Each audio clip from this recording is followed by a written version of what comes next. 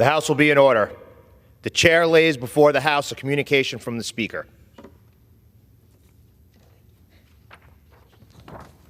The Speaker's Rooms, Washington, D.C., April 25th, 2023. I hereby appoint the Honorable Anthony D'Esposito to act as Speaker pro tempore on this day. Signed, Kevin McCarthy, Speaker of the House of Representatives. Pursuant to the order of the House of January 9th, 2023, the chair will now recognize members from lists submitted by the majority and minority leaders for morning hour debate.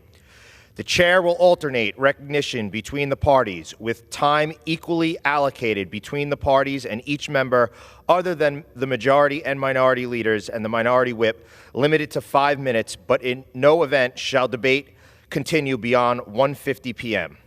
The chair recognizes the gentleman from Pennsylvania, Mr. Joyce, for 5 minutes. Mr. Speaker, I rise to address the House and ask unanimous consent to revise and extend my remarks. The gentleman is recognized.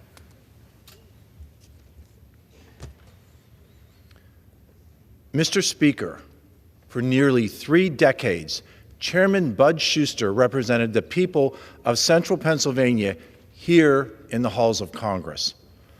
After leaving Congress in 2001, Chairman Shuster returned home to Bedford County, Pennsylvania, where he remained active in his service, teaching at a university level, working on his farm, and spending time with those that he loved. When I first decided to run for office, I called Bud, and I asked him for his advice. And for the next hour, he talked to me about what an honor it is to serve in the United States Congress, what an honor it is to sit on committee, what an honor it is to work on the issues that matter most to the families in Pennsylvania. Bud Shuster ran unopposed for his seat 8 times in the decades that he served, a testament to how much the communities that he represented cared for him and recognized that they would have no greater champion in Washington. For 6 years, Chairman Shuster held the gavel on the Transportation and Infrastructure Committee, where he fought to build roads and bridges and waterways that Americans still rely on each and every day. His drive and his determination helped to bring our infrastructure into the 21st century, paving the way for innovation and new development in Pennsylvania and across the United States. When I would drive home to Pennsylvania on Interstate 99, the road that Bud Shuster built and the road that bears his name, I'd often call the former chairman and once again ask for his advice. We'd talk about the farm, about what votes had occurred and what votes were upcoming the next week. I will miss those calls, and all of us will miss the man known simply as Mr. Chairman. Over 4 billion trips are taken on American highways each year, and each one of those travelers owes a certain amount of respect and commitment that Bud Shuster showed to transportation and infrastructure in America. Personally, my wife and I, Alice, will miss Mr. Chairman and miss what he did for those of us in Central Pennsylvania. Thank you, Mr. Speaker, and I yield. Well, thank you. The chair recognizes the gentlewoman from Texas, Ms. Crockett, for 5 minutes.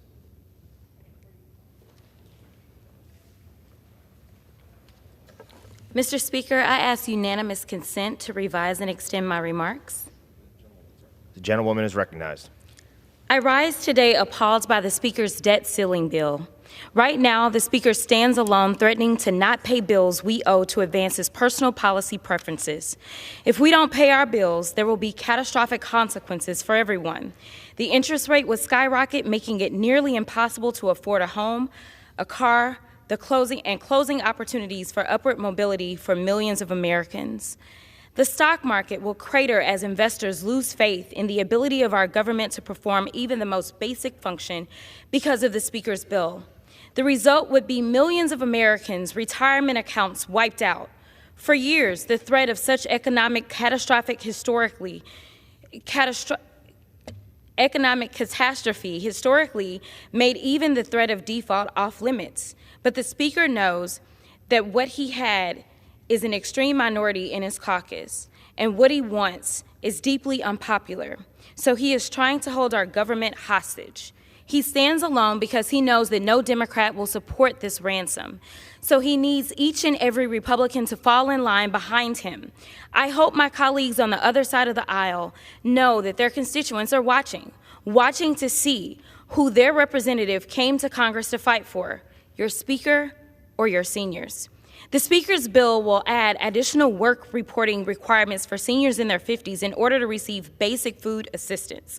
Across the country, there are no less than 3 million seniors who could lose food assistance because of this bill. So my colleagues must make a choice, your Speaker or your seniors. And because everything in D.C. is filled with jargon, I want to pause for a moment to make sure we all understand who the Speaker's bill is targeting. The people the Speaker is targeting are seniors in their 50s who don't even have $6 a day for food. That's all SNAP pays, is $6 a day for food. But the Speaker's bill would deny even that paltry aid to hundreds of thousands of our constituents. Soon, those on the other side of the aisle must decide who matters more to them, your Speaker or your seniors. And make no mistake, this isn't about getting people to work. If you work twice what was required, a full 40-hour week at minimum wage, which frankly is most of what is on the table for these seniors, you would still be on SNAP.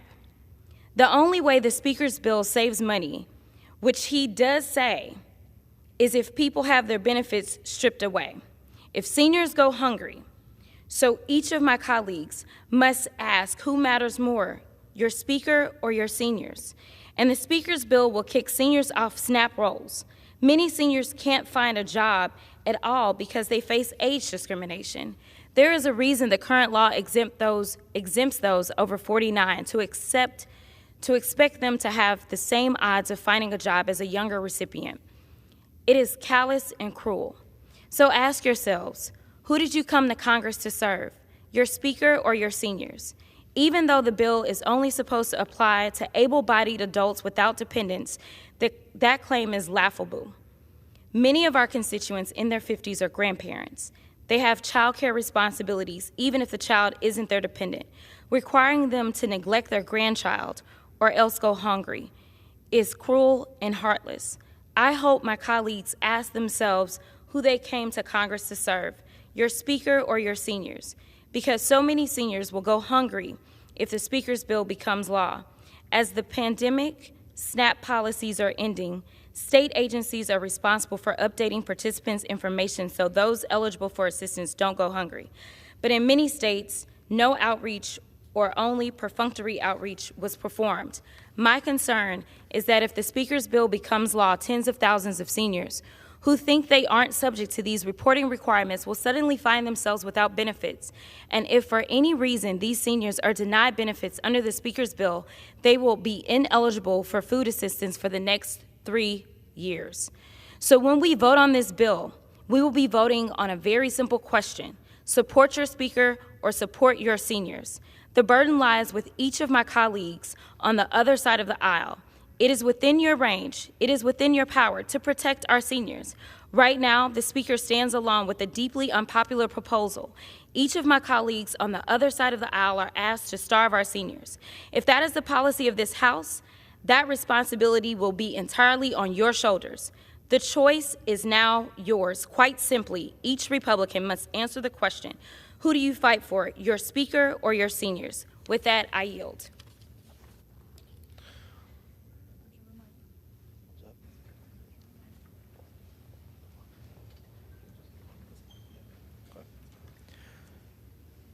The chair recognizes the gentlewoman from Iowa, Mrs. Miller Meeks, for 5 minutes. Thank you, Mr. Speaker. I rise today to recognize Aaron Warner, CEO of Pro Circular Inc. in Coralville, Iowa, who was named Iowa's 2023 Small Business Person of the Year. Mr. Warner founded Pro Circular in 2016 with the goal of being a dedicated cybersecurity and compliance firm. offering analysis, testing, governance, risk management, and compliance services. In the company's first year, its revenue grew over 200% and has continued to grow steadily year over year. The company now has 69 full-time staff and 19 interns. In addition to running a booming small business, Mr. Warner is also heavily involved in his community. He volunteers with a number of different organizations, including the Technology Association of Iowa, the Iowa City Area Development Group, Junior Achievement, Rotary International, and the March of Dimes. He and his wife also started a trust to provide scholarships to students in need. Mr. Warner is truly a pillar of his community and very deserving of this honor. I look forward to seeing what the future holds as his business and activism in Southeast Iowa continue to grow. Thank you, Mr. Speaker. I rise today to recognize Police K-9 Kilo of the Indianola Police Department for assisting in a drug bust during his first week of being in patrol with his handler, Officer Trayton Nixon. As the newest member of the Indianola Police Department, Kilo made an immediate impact by helping find over 7 grams of methamphetamine during a traffic stop. As K-9's keen sense of smell helps them to detect items that a human officer might miss, especially drugs and bombs. In a time when record levels of illicit narcotics are pouring in through our southern border and killing American citizens, poisoning them with synthetic fentanyl, it's increasingly important that police departments utilize every resource available to keep their communities safe. I hope Kilo sets the example and proves the need for K-9 units across our police forces, including at the border. If one K-9 officer could handle this drug bust in Indianola, imagine what a full squad could accomplish at our ports of entry. Thank you, Kilo, for your service to the city of Indianola. We wish you and the rest of the Indianola Police Department the very best in the future. Thank you, Mr. Speaker. I rise today to discuss major flooding in 7 counties in southeast Iowa along the Mississippi River. I appreciate Governor Reynolds' efforts to protect these communities, and I encourage residents in these areas to stay cautious. Each year, as snow north of Iowa melts, it floods the communities along the Mississippi River in Iowa. While these floods can be devastating, we're lucky to be able to predict the severity of floods each year. In Davenport, crews have been working 24-hour shifts at pump stations for over a week to protect their 9 miles of the riverfront. As we continue to monitor the flooding, I remain grateful for the close eye of the governor's office, disaster resources, and the United States Army Corps of Engineer efforts to ensure pumps are working flawlessly. I also appreciate the University of Iowa Flood Center to be able to monitor and sense rising waters. My office also remains open as a resource if Southeast Iowans are in need of assistance. Together, we can again power through this flooding season. I want to take a moment to wish a very happy birthday to my sister, Mariette Stanson. Happy birthday, Mariette. Thank you, and I yield back. The chair recognizes the gentleman from Guam, Mr. Moylan, for 5 minutes. Thank you, Mr. Speaker. I would like to take some time this morning to recognize 3 heroes of Guam who are celebrating milestone birthdays this month.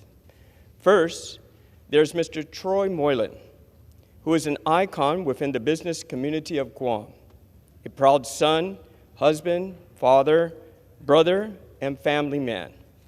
Troy continues a tradition of the insurance industry, which is synonymous with the Moylan name in Guam and within the Pacific region. A healthcare czar who has advanced the medical insurance industry in Guam, ensuring greater care for women and children, and expanding services to regions with indigenous communities. He has helped grow Guam's economy by creating jobs and increasing investments. And his generosity to the people of Guam have been evident to many great causes and organizations. Troy is a great conservative, a decent man, and a proud fan of the Pittsburgh Steelers. Secondly, I would like to recognize Daniel and David Taitano, also known as the Dingas. Just to place it on record, the term Dinga refers to twins. These two heroes have served the people of Guam in the capacity of a firefighter and customs officer. Daniel is a long-term firefighter in Guam and one who has placed himself in harm's way to protect his community, from battling wildfires to reassuring individuals of unsafe conditions to delivering kids in ambulances as an EMT. This hero is an icon in Guam. Daniel is famous in ensuring that his brothers and sisters in the fire stations are well fed, as he is a well-known, renowned cook. Daniel is also a decent man, a proud son, a good sibling, and certainly a favorite uncle to numerous nieces and nephews. He is also a fan of the Pittsburgh Steelers. His brother David has been protecting Guam's community and our borders as a lieutenant in the Guam Customs and Quarantine Agency for many years. His efforts have resulted in the interception of drugs and other contrabands entering the island, and worked diligently to protect Guam's economy through seizure of counterfeit goods. David has placed himself in harm's way too many times, but he has always stated that it is for the betterment of his community and his island. Also a decent man, a proud son, a good sibling, and another favorite uncle, this fan of Dallas Cowboys continues to strive to protect our island. Troy, Daniel, David, from these historic and sacred halls of democracy, and on behalf of a thankful nation and the island of Guam, I would like to thank you for all your service to our community and wish you all a happy birthday. Cheers, gentlemen. Thank you, Mr. Chairman. Mr. Speaker. The chair recognizes the gentleman from New York, Mr. Lalota, for 5 minutes.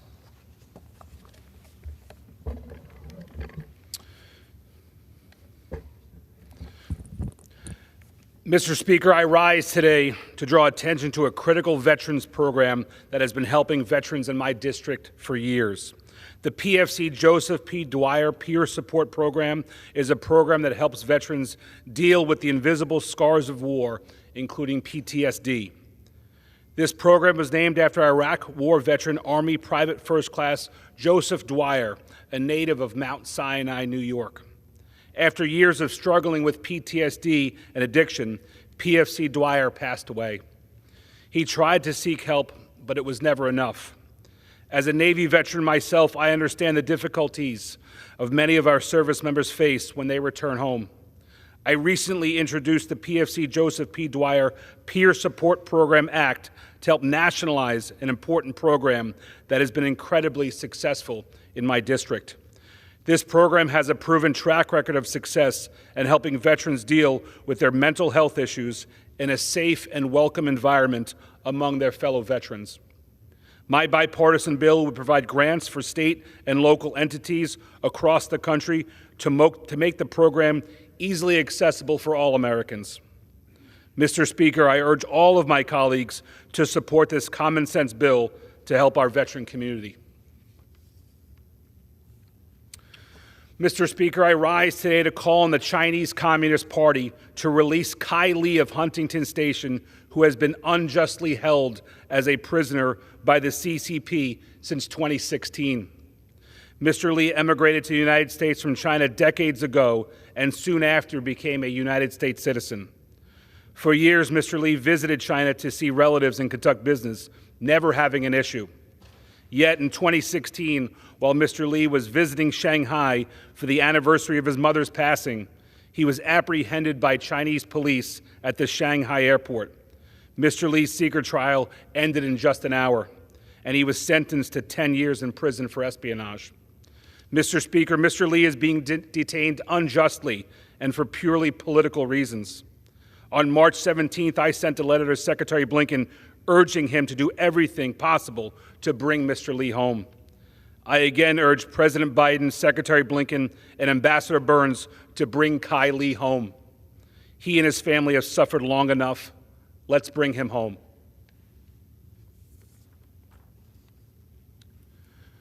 Mr. Speaker, I rise today to highlight the growing threat coming from the Chinese Communist Party. For too long, the Chinese Communist Party has been allowed to grow and spread its influence throughout the world. They've encroached on Taiwan's territorial sovereignty. They've developed in and around the Paracel and Spratly Islands, continuing to falsely claim their control over the South China Sea. They've supercharged the Belt and Road Initiative to spread their influence. They continue to lie to the world about COVID-19. The list goes on, Mr. Speaker. Every day we read stories of the CCP's attempt to become the dominant power in the Indo-Pacific and around the world. Mr. Speaker, we must act in a bipartisan manner to address the threats from the Chinese Communist Party before it is too late. I yield back, Mr. Speaker. The chair recognizes the gentleman from Minnesota, Mr. Stauber, for 5 minutes.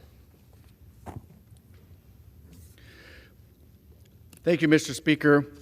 I rise today to honor the life and service of Sergeant Neil Horn, who dedicated 8 years of his life to service of his country in the United States Marine Corps. Sergeant Horn spent most of his Marine career traveling the world as a Marine security guard to defend the U.S. embassies where he was stationed. In 2002, Neil served in anti-terrorism capacities in North Africa, and part of his job was to train Marines in door-to-door combat and enhanced marksmanship. He was also an instructor for combat water survival. Sergeant Horn spent 14 years working in diplomatic security for the State Department, where he was engaged in a wide array of investigations, including human trafficking, terrorism, counterintelligence, the location and return of U.S. fugitives, large-scale visa fraud, and passport and identity fraud. Most notably, Sergeant Horn played an integral part in reestablishing the United States Embassy in Cuba. Your country is forever grateful for the sacrifice that you and your family have made for this great nation. May he rest in eternal peace. Mr. Speaker, I rise today to recognize and congratulate Ava Lohman of Cambridge Isanti High School for being selected as a 2023 AAA Award State Scholarship recipient. This prestigious award, established in 1988, highlights high school seniors across the state of Minnesota for their hard work and dedication to their academics, art programs, and athletic endeavors. Ava has earned an impressive GPA of 4.36 while participating in the band and choir, being the speech team captain, and a member of the tennis and track and field teams. Additionally, Eva is considered a leader in her school's Link Crew program, where she and other students assist ninth graders with the transition into high school. Eva plans on going to college while continuing to participate in tennis, speech, and music. It is with great honor that I recognize Eva's achievements thus far, and it makes me proud to have such a distinguished young lady represent the great 8th District of Minnesota. Congratulations and good luck in your future endeavors. Mr. Speaker, I rise today to recognize the life of Carol Ahlstrom, who dedicated 34 years of her life to teaching our youth. Carol received her teaching degree in physical education and health from Bemidji State University, where she competed in track, volleyball, softball, and hockey, and was inducted into BSU's Athletic Hall of Fame. She was known for her larger-than-life personality and her generous and caring demeanor. Her style of teaching was ahead of her time. Carol understood the importance of teaching her students valuable skills that could be transferred into the real world. She wanted to help her students become model citizens and would monitor their progress throughout life. Carol was an athletics enthusiast and true pioneer in women's sports, starting Tower Sudan's girls volleyball, basketball, swimming, and track programs. She introduced countless students to cross-country skiing, rollerblade, and pickleball. Carol went above and beyond to make sure her student athletes always had the equipment they needed. From buying new Adidas sneakers for the volleyball team to collecting golf clubs for the golf team, no one was under-equipped. It takes a special kind of person to draw over 200 attendees to honor their life. Carol was that kind of special person. Former students, the children of former students, co-workers, and friends gathered to celebrate the life of Carol Alstrom and to exchange lasting memories that she imprinted on each one of them. The Tower Sudan School Gym was decorated in purple and gold to commemorate Carol's love for the Minnesota Vikings and her Tower Sudan Golden Eagles. A permanent memorial will be installed outside of the Tower Sudan School in her honor. Carol, rest in peace, and thank you for your lifetime of service. Mr. Speaker, I yield back. The chair recognizes the gentleman from Florida, Mr. Bean, for 5 minutes.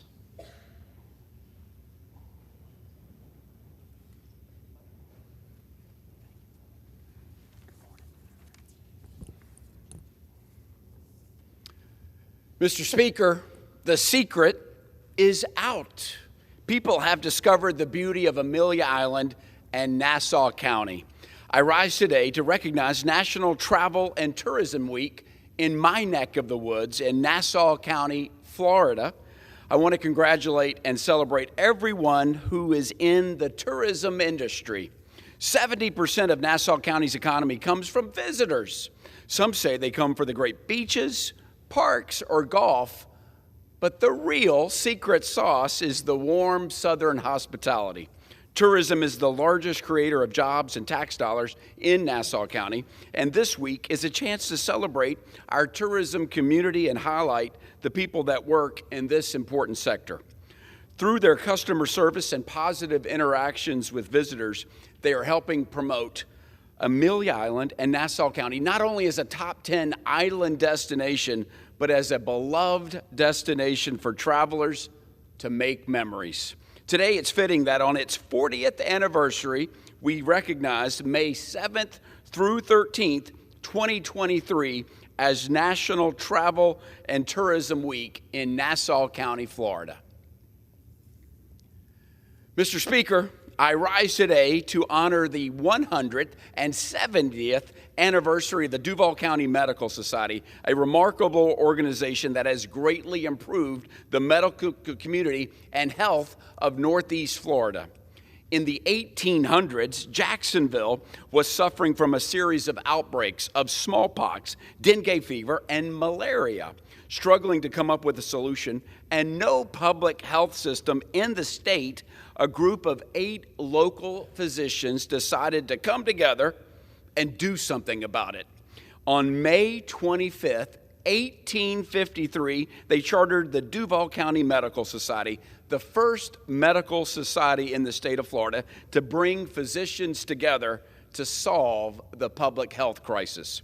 Today, the Duval County Medical Society is more than 1,800 members, guided by Dr. Stephen Kales, continues to lead and research data to promote quality health outcomes throughout Duval County, the state of Florida, and the nation. Mr. Speaker, it's an honor and privilege to celebrate the voice of organized medicine, the Duval County Medical Society, on their 170 years of exceptional service. Mr. Speaker, I yield back.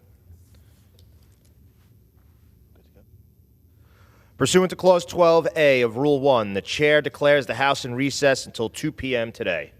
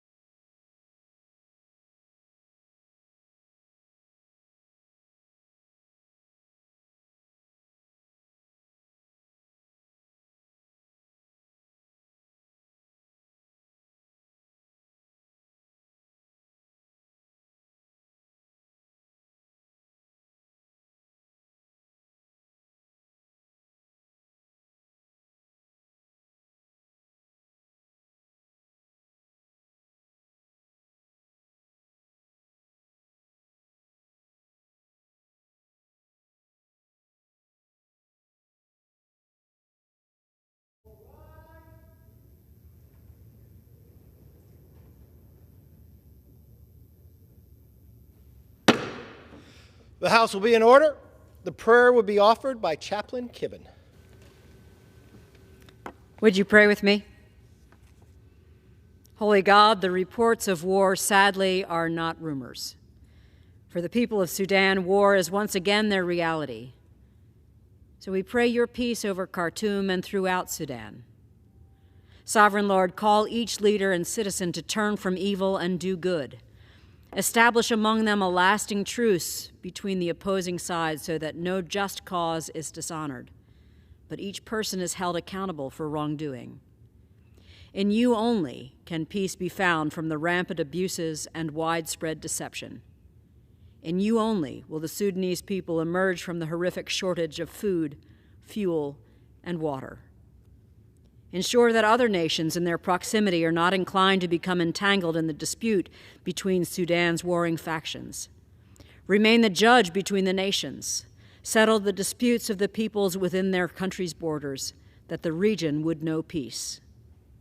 By your power, would that all beat their swords into plowshares and their spears into pruning hooks, that none would know war anymore. O God of peace, we cry to you once again, sure of the power of your name to answer our prayers. Amen. The Pledge of Allegiance will be led. Oh, I'm sorry, I'm skipping. The chair has examined the journal of the last day's proceedings and announces to the House the approval thereof. Pursuant to Clause 1 of Rule 1, the journal stands approved. Now the Pledge of Allegiance will be led by the gentleman from Pennsylvania, Mr. Thompson. I pledge allegiance to the flag of the United States of America and to the republic for which it stands, one nation under God, indivisible, with liberty and justice for all. The chair will entertain requests for 1-minute speeches. For what purpose does the gentleman from South Carolina seek recognition? Without objection, the gentleman is recognized for 1 minute. Thank you, Mr. Speaker. As the United States has only 5% of the world population, the remaining 95% are jobs opportunity for South Carolina. Last year, the Palmetto State achieved $32 billion in export sales. The top industries included vehicles, nuclear reactors, plastics, aircraft, and rubber tires. South Carolina exports reached 196 countries, topped by Canada, Germany, Mexico, and South Korea. The state leads in export sales of motor vehicles with $10 billion from BMW, Volvo, and Mercedes-Benz. Additionally, South Carolina is leading manufacturer and exporter of tires by Michelin, Bridgestone, GT, Continental, and Trelleborg. In 2020, over 4,400 companies in South Carolina exported goods with 116,000 jobs, promoted by Governor Henry McMaster and Commerce Secretary Harry Lightsey. In conclusion, God bless our troops who successfully protected America for 20 years as the global war on terrorism continues, moving from the Afghanistan safe haven to America. Welcome President Yoon Suk-yeol of South Korea, who will address Congress on Thursday as a champion for democracy. I yield back. Gentleman yields. For what purpose does the gentlewoman from Texas seek recognition? I rise to ask for unanimous consent to address the House for 1 minute to revise and extend my remarks. Without objection, the gentlewoman is recognized for 1 minute. Mr. Speaker, today I rise to recognize Reverend Dr. Frederick D. Haynes III, who is celebrating 40 years of being pastor at Friendship West Church. As a dynamic and influential teacher of God's Word, he's remained a beacon of hope for many in Dallas and across our country. Joining Friendship West as pastor in 1983, the church's membership has grown tremendously, starting with just under 100 members and now serving over 12,000. As a servant leader, he has embedded himself in our communities. He's remained at the forefront of empowering underserved people while taking the lead and advocating for issues such as voting rights, fair lending practices, just food policies, and criminal justice reform. And that's just the tip of the iceberg. Through the years, Pastor Haynes has remained faithful to the assignment God has called him to. As a member of Friendship West, his friend and his congresswoman, I couldn't be any prouder of the work he's doing as he continues to challenge the status quo and redefine what it means to be a pastor. Again, to Pastor Haynes, congratulations on 40 years as pastor and your lifetime of service to our community. I yield back. Gentlewoman yields. For what purpose does the gentleman from Pennsylvania seek recognition? Mr. Speaker, request unanimous consent to address the House for 1 minute and to revise and extend my remarks. Without objection, the gentleman is recognized for 1 minute. Mr. Speaker, I rise today in recognition of the World-Class Agriculture Science Program and FFA at the Otto Eldred High School in McKean County, Pennsylvania. Last week, I had the honor of visiting the amazing students and faculty at Otto Eldred High School, where agriculture is a staple of their home economics program. Founded just 3 years ago, the new agriculture program features a greenhouse, engine lab, life science lab, welding booth, wood shop, and even an agribusiness lab. At Otto Eldred, agricultural education goes beyond the classroom. In addition to the astonishing 75% of students enrolled in the agriculture science, the school's Future Farmers of America chapter membership comprises almost 70% of the entire student body. This fantastic success is a testament to the excellence and the commitment of school administrators and faculty at Otto Eldred. As chairman of the House Agricultural Committee and a senior member of the Education Workforce Committee, I know just how important agricultural education is to the success of our nation. I commend the students, faculty, and administrators that make this outstanding agricultural education possible and say thank you for the opportunity to experience it firsthand. Thank you, Mr. Speaker, and I yield back the balance of my time. The gentleman yields back. For what purpose does the gentleman from Georgia seek recognition? Speaker, I ask unanimous consent to address the House for 1 minute and revise and extend my remarks. Without objection, the gentleman is recognized for 1 minute. Thank you, Mr. Speaker. I rise today to call for Secretary Pete Buttigieg to resign for failing to do his job. He has taken the Department of Transportation from efficient and effective to woke and divisive. Instead of keeping Americans safe, tackling supply chain challenges, and modernizing transportation systems, he's flying all over the country on private jets to talk about race and gender. Looks like to me he's campaigning for president on the taxpayer's dime. Now, I know it sounds like I'm being hard on the Secretary, but I do have some questions. He recently asked Congress for $20 million to buy female dummies to use in safety tests. How many total genders is he going to request for? We're already funding 2 dummies. Now he's asking for a third. What's the total going to be? 40? 50? This is a slippery slope. Secretary Pete needs to resign so someone else can take the wheel at the DOT. America needs fewer dummies, not more. Thank you, Mr. Speaker, and I yield back. For what purpose does the gentlewoman from Arizona seek recognition? Thank you, Mr. Speaker. I ask for unanimous consent to address the House for 1 minute. Without objection, the gentlewoman is recognized for 1 minute. Thank you, Mr. Speaker. I rise to discuss an issue that has impacted far too many women across the United States: triple-negative breast cancer, or TNBC. 1 in 8 women in the United States will develop breast cancer in her lifetime. In Arizona, there will be approximately 6,240 new breast cancer-related cases just this year. TNBC is an invasive breast cancer that accounts for 10 to 15% of all breast cancers. Unfortunately, TNBC tends to grow and spread faster than any other cancer, has fewer treatment options, and tends to have a worse prognosis.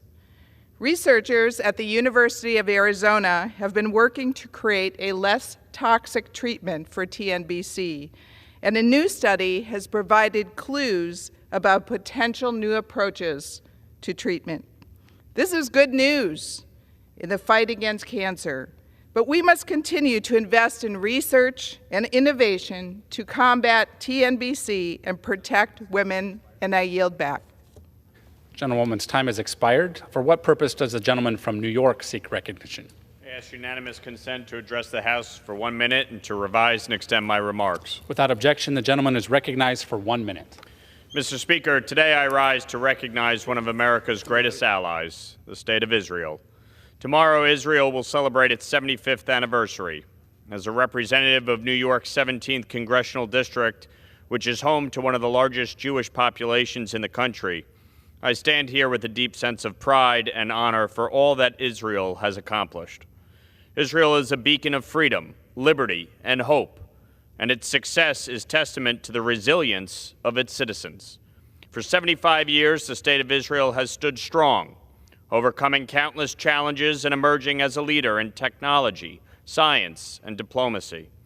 As a staunch supporter of Israel, I am proud to stand with this great nation and its people. I have seen firsthand the impact that Israel has had on the world, from its many contributions in medical research to its efforts to promote peace in the Middle East. Israel's story is one of courage, determination, and hope. I look forward to joining Speaker McCarthy in Israel as we celebrate the momentous occasion of their 75th anniversary later this week. Let us never forget that Israel's strength lies in its people, a people who have overcome adversity time and time again. I yield back. Gentleman yields back. Pursuant to Clause 12A of Rule 1, the Chair declares the House in recess, subject to the call of the Chair.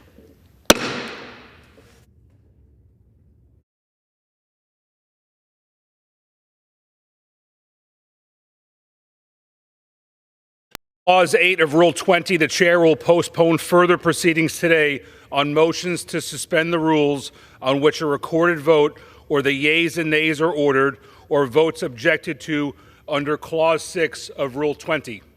The House will resume proceedings on postponed questions at a later time. For what purpose does the gentleman from Ohio seek recognition? Mr. Speaker, I move that the House suspend the rules and pass the bill H.R. 1353 as amended. The clerk will report the title of the bill. Union Calendar Number 25, H.R. 1353. A bill to direct the Federal Communications Commission to issue rules for the provision of emergency connectivity service and for other purposes. Pursuant to the rule, the gentleman from Ohio, Mr. Latta, and the gentleman from New Jersey, Mr. Pallone, each will control 20 minutes. The Chair recognizes the gentleman from Ohio. Well, thank you, Mr. Speaker. I ask unanimous consent that all members may have 5 legislative days in which to revise and extend the remarks and insert extraneous materials in the record on the bill. Without objection. Thank you, Mr. Speaker. I yield myself such time as I may consume. Gentleman is recognized. Thank you, Mr. Speaker. I rise in support of H.R. 1353, the Alert Parity Act, led by the gentleman from Ohio's 6th District and the gentlelady of Washington's 8th District. When hurricanes, tornadoes, and other natural disasters strike, connectivity and access to emergency communications is often one of the many critical services that are temporarily knocked out. Access to 911 services and important updates from local authorities sent by text message may be unavailable in dire moments. While network operators do great work in preparing for, responding to, and improving future preparations for these natural disasters, they are unavoidable. And even the best response may leave Americans trapped without access to emergency services in the aftermath of the event. However, recent innovations in satellite communication technologies have opened new opportunities to leverage our communication systems to provide emergency communications in times of natural disaster from satellites. Many of these services are designed to be available on Americans' phones seamlessly with no action needed by Americans. Recent innovative partnerships between terrestrial network operators and satellite operators have highlighted the type of possibilities Americans may someday take for granted. Yet these innovations and partnerships have also demonstrated that novel use of our airways, while potentially life-saving, also need regulatory certainty so that they are reliably available and do not result in harmful interference. The Alert Parity Act would establish a process for the FCC to ensure that satellite technology can be used to ensure access to wireless emergency alerts and 911 service remain uninterrupted during times of an emergency in areas that do not have connectivity. This legislation will be key to ensuring that emergency connectivity services are not authorized using temporary authorities and adequately protect all of the wireless services Americans rely on. The legislation will also pave the way for U.S. leadership as other countries look to take advantage of the innovation pioneered here in the United States. I urge my colleagues to support H.R. 1353, and I reserve the balance of my time. The gentleman from New Jersey is recognized. Thank you, Mr. Speaker. I yield myself such time as I may consume. The gentleman is recognized. Thank you. I rise in strong support of H.R. 1353, the Advanced Local Emergency Response Telecommunications Parity Act, or the Alert Parity Act. This bipartisan bill will enhance wireless connectivity in remote and hard-to-reach places to ensure that people can always reach out to emergency services and family during emergencies. H.R. 1353 will help the Federal Communications Commission utilize satellite technology to deliver emergency connectivity services to remote areas or areas experiencing service outages caused by natural disasters. This is particularly important for rural and tribal areas that have been particularly basically devastated by the lack of access to 911 and emergency alerts due to limited wireless coverage. Now, this bill is needed now because over the last few months, many 5G mobile providers and equipment manufacturers have announced partnerships with satellite operators to deliver emergency communication to consumers where wireless coverage is lacking or non-existent. These efforts are likely to offer tangible benefits to consumers, as the partnerships will enable wireless service providers to offer consumers universal coverage and enhance access to emergency services. It's likely that consumer demand for satellite services will grow in the future as wireless carriers and phone manufacturers continue to build this capability into their networks and phones. This additional layer of protection is also a welcome sign, given that the worsening climate crisis is causing more frequent and extreme weather events. Mobile service is essential for receiving emergency alerts with life-saving information. Resilient communications networks can be the difference between life and death when the unexpected strikes, and satellite systems will be crucial in helping ensure that consumers have the necessary details to navigate through these emergency situations. To help advance these efforts, H.R. 1332, I think that's 15, that's H.R. 1353, directs the FCC to issue rules so that satellite providers can offer emergency connectivity services in areas that currently do not have access to such services or areas that have been impacted by a disaster. The legislation also requires the FCC to annually report to Congress on the instances where satellite providers utilize the rules to provide emergency services and where such providers were denied the opportunity to offer these life-saving services. So I want to thank Representatives Schreier and Johnson for their bipartisan work on this bill. With this legislation, consumers can rest assured that if they find themselves in an area without service, whether it is because of lack of coverage, the result of natural disaster, or for some other reason, they will continue to have the ability to reach first responders and loved ones during an emergency. So, Mr. Speaker, I urge my colleagues to support this legislation that unanimously advanced out of the Energy and Commerce Committee last month, and I reserve the balance of my time. The gentleman from New Jersey reserves. The gentleman from Ohio is recognized. Well, thank you, Mr. Speaker. At this time, I would like to recognize the bill sponsor, the gentleman from Ohio's 6th District, for as much time as he may consume. I yield to him. He's recognized. Well, thank you, Mr. Chairman, and I thank my colleague, Mr. Latta, for recognizing me. I rise in support of my legislation, H.R. 1353, the Alert Parity Act. This bipartisan legislation would require the Federal Communications Commission to issue rules within 18 months of enactment to establish an application process for entities seeking to provide wireless emergency alerts for 911 services in unserved areas across America. It also requires the FCC to establish service rules whereby providers of emergency connectivity service may access spectrum held by a licensee so long as it does not cause interference and they have express written consent from the licensee. Additionally, the bill requires the FCC to provide an annual report to Congress detailing instances where emergency connectivity service was provided by this process, and also each instance when an entity authorized to use spectrum declined to provide the consent needed by providers of emergency connectivity service to use their spectrum. This enables Congress to provide oversight of these services and ensure that the legislation is implemented as intended. First and foremost, enabling 911 calls and texts and emergency alerts in remote and unserved areas is not only common sense, it is a life-saving measure. Every American deserves access to emergency assistance, regardless of where they live, period. This bill is very narrow in scope. The rules required by the bill would only enable emergency connectivity service providers to connect to individuals' phones where there is no cellular service, either due to an outage or because there is not a mobile carrier providing service in that area. To many of us, it's frustrating if we lose cell service temporarily. It's unfathomable for many to understand that in 2023, there remains remote areas in America that still lack reliable cellular service.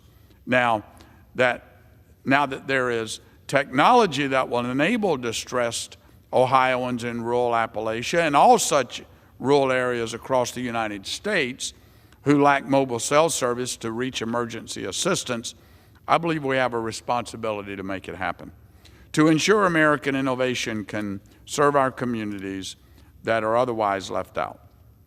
I thank Representative Kim Schreier for co-leading this legislation and her work on this bill. I also urge my colleagues to support H.R. 1353 to ensure everyone has access to critical life-saving emergency services regardless of where they live or travel. And I want to thank our ranking member of the Energy and Commerce Committee for his support as well. Thank you very much, Mr. Pallone. With that, thank you, and I yield back. We reserve, and we have no more speakers if the gentleman is ready to close. The gentleman from Ohio reserves. The gentleman from New Jersey is recognized. Thank you, Mr. Speaker. I have no additional speakers. I would just ask that, again, this is a bipartisan bill that was reported out of our committee unanimously last month, and I would ask everyone to support the legislation, and I yield back. The gentleman from New Jersey yields back. Well, thank you, Mr. Speaker. I also urge support of H.R. 1353 and yield back the balance of my time. The gentleman from Ohio yields back. The question is, will the House suspend the rules and pass the bill H.R. 1353 as amended? Those in favor say aye. Those opposed, no. In the opinion of the chair, 2/3 being in the affirmative. For what purpose does the gentleman from the Ohio seek recognition? Yeah, Mr. Speaker, we request the yeas and nays. The yeas and nays are requested. All those in favor of taking this vote by the yeas and nays will rise and remain standing until counted. A sufficient number having risen, the yeas and nays are ordered. Pursuant to Clause 8 of Rule 20, further proceedings on this question will be postponed. For what purpose does the gentleman from Ohio seek recognition? Mr. Speaker, I move that the House suspend the rules and pass the bill H.R. 1343. The clerk will report the title of the bill. Union Calendar Number 26, H.R. 1343. A bill to codify the Institute for Telecommunication Sciences and direct the Assistant Secretary of Commerce for Communications and Information to establish an initiative to support the development of emergency communication and tracking technologies and for other purposes. Pursuant to the rule, the gentleman from Ohio, Mr. Latta, and the gentleman from New Jersey, Mr. Pallone, each will control 20 minutes. The chair recognizes the gentleman from Ohio. Thank you, Mr. Speaker. I ask unanimous consent that all members may have 5 legislative days in which to revise and extend their remarks and insert extraneous materials in the record on the bill. Without objection. Mr. Speaker, I yield myself such time as I may consume. The gentleman is recognized. Thank you, Mr. Speaker. I rise in support of H.R. 1343, the ITS Codification Act, led by the gentleman from Georgia's 1st District and the gentlelady from Colorado's 7th District. The effective and efficient management of our airways plays an important role in fueling our economy, which increasingly relies on communication between digital technologies.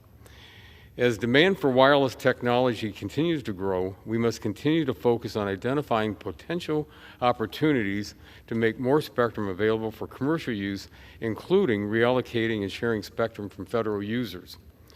Complex technical engineering testing and analysis underpins these important decisions on how best to maximize our airways for commercial use while preserving our federal missions. Indeed, having a sound technical basis supporting these decisions will help restore trust in the process among federal agencies. The Institute for Telecommunications Sciences, or ITS, within NTIA plays an essential role in conducting the tests that guide these spectrum reallocation or sharing decisions. ITS will also help ensure that NTIA, as the federal spectrum manager, can continue to find opportunities to unleash commercial wireless innovation while also ensuring military readiness, ensuring our southern border, advancing scientific discovery, and other successful federal missions. The work ITS performs has led to innovative advancements in the way we manage our airways. These airways power faster mobile connectivity for Americans, and making more spectrum available in the future is critical in beating China and ensuring our continued economic and national security. The ITS Codification Act will strengthen the statutory authority for ITS and ensure that work they do to advance United States technological leadership remains a key part of our approach. I urge my colleagues to support the legislation, and Mr. Chairman, I reserve the balance of my time. The gentleman from Ohio reserves. The gentleman from New Jersey is recognized. Thank you, Mr. Speaker. I yield myself such time as I may consume. The gentleman is recognized. Mr. Speaker, I rise in support of H.R. 1343, the Institute for Telecommunications Sciences, or ITS, Codification Act. The Institute for Telecommunications Sciences, or ITS, is the premier engineering laboratory of the National Telecommunications and Information Administration. Among its many responsibilities, ITS manages various technology development programs for NTIA and the Department of Commerce, and oversees cutting-edge studies concerning the use of our country's airwaves. ITS has played a significant role in furthering telecommunication advancements for our country's benefit, and H.R. 1343 recognizes the numerous contributions of ITS by providing it with additional statutory authority. Under this legislation, ITS will serve as the primary laboratory for the executive branch of the federal government. It will be charged with studying the use of innovative sharing technologies for our airwaves and improving the interference tolerance of federal systems operating with or using federal spectrum.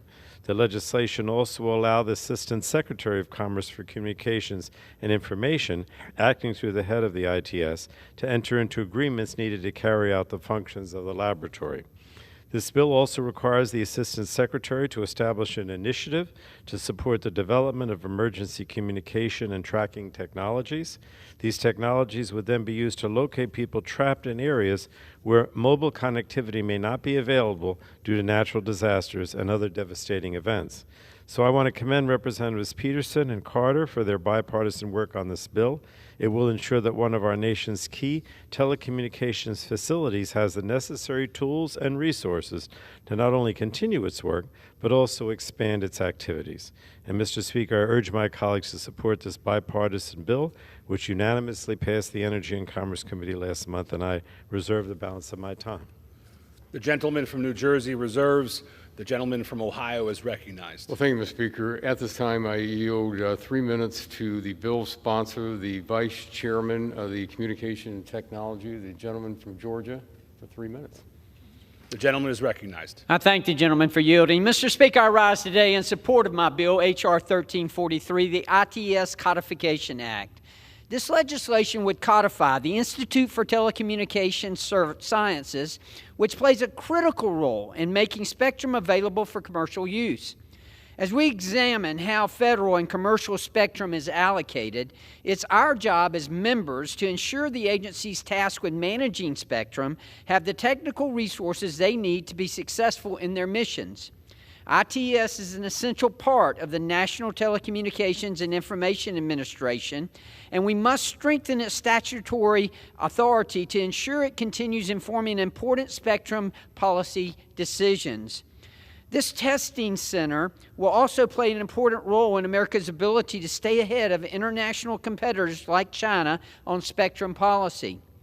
I'm confident ITS will continue to contribute to innovative advancements that are crucial to our global competitiveness. This bill also directs ITS to establish an initiative to support the development of emergency communication and tracking technologies for use in locating trapped individuals in confined spaces. This is an important initiative that has the potential to protect and save American lives. Last Congress, this bill went through regular order and enjoyed unanimous support on the House floor. I urge my colleagues to support this bipartisan legislation, and I yield back.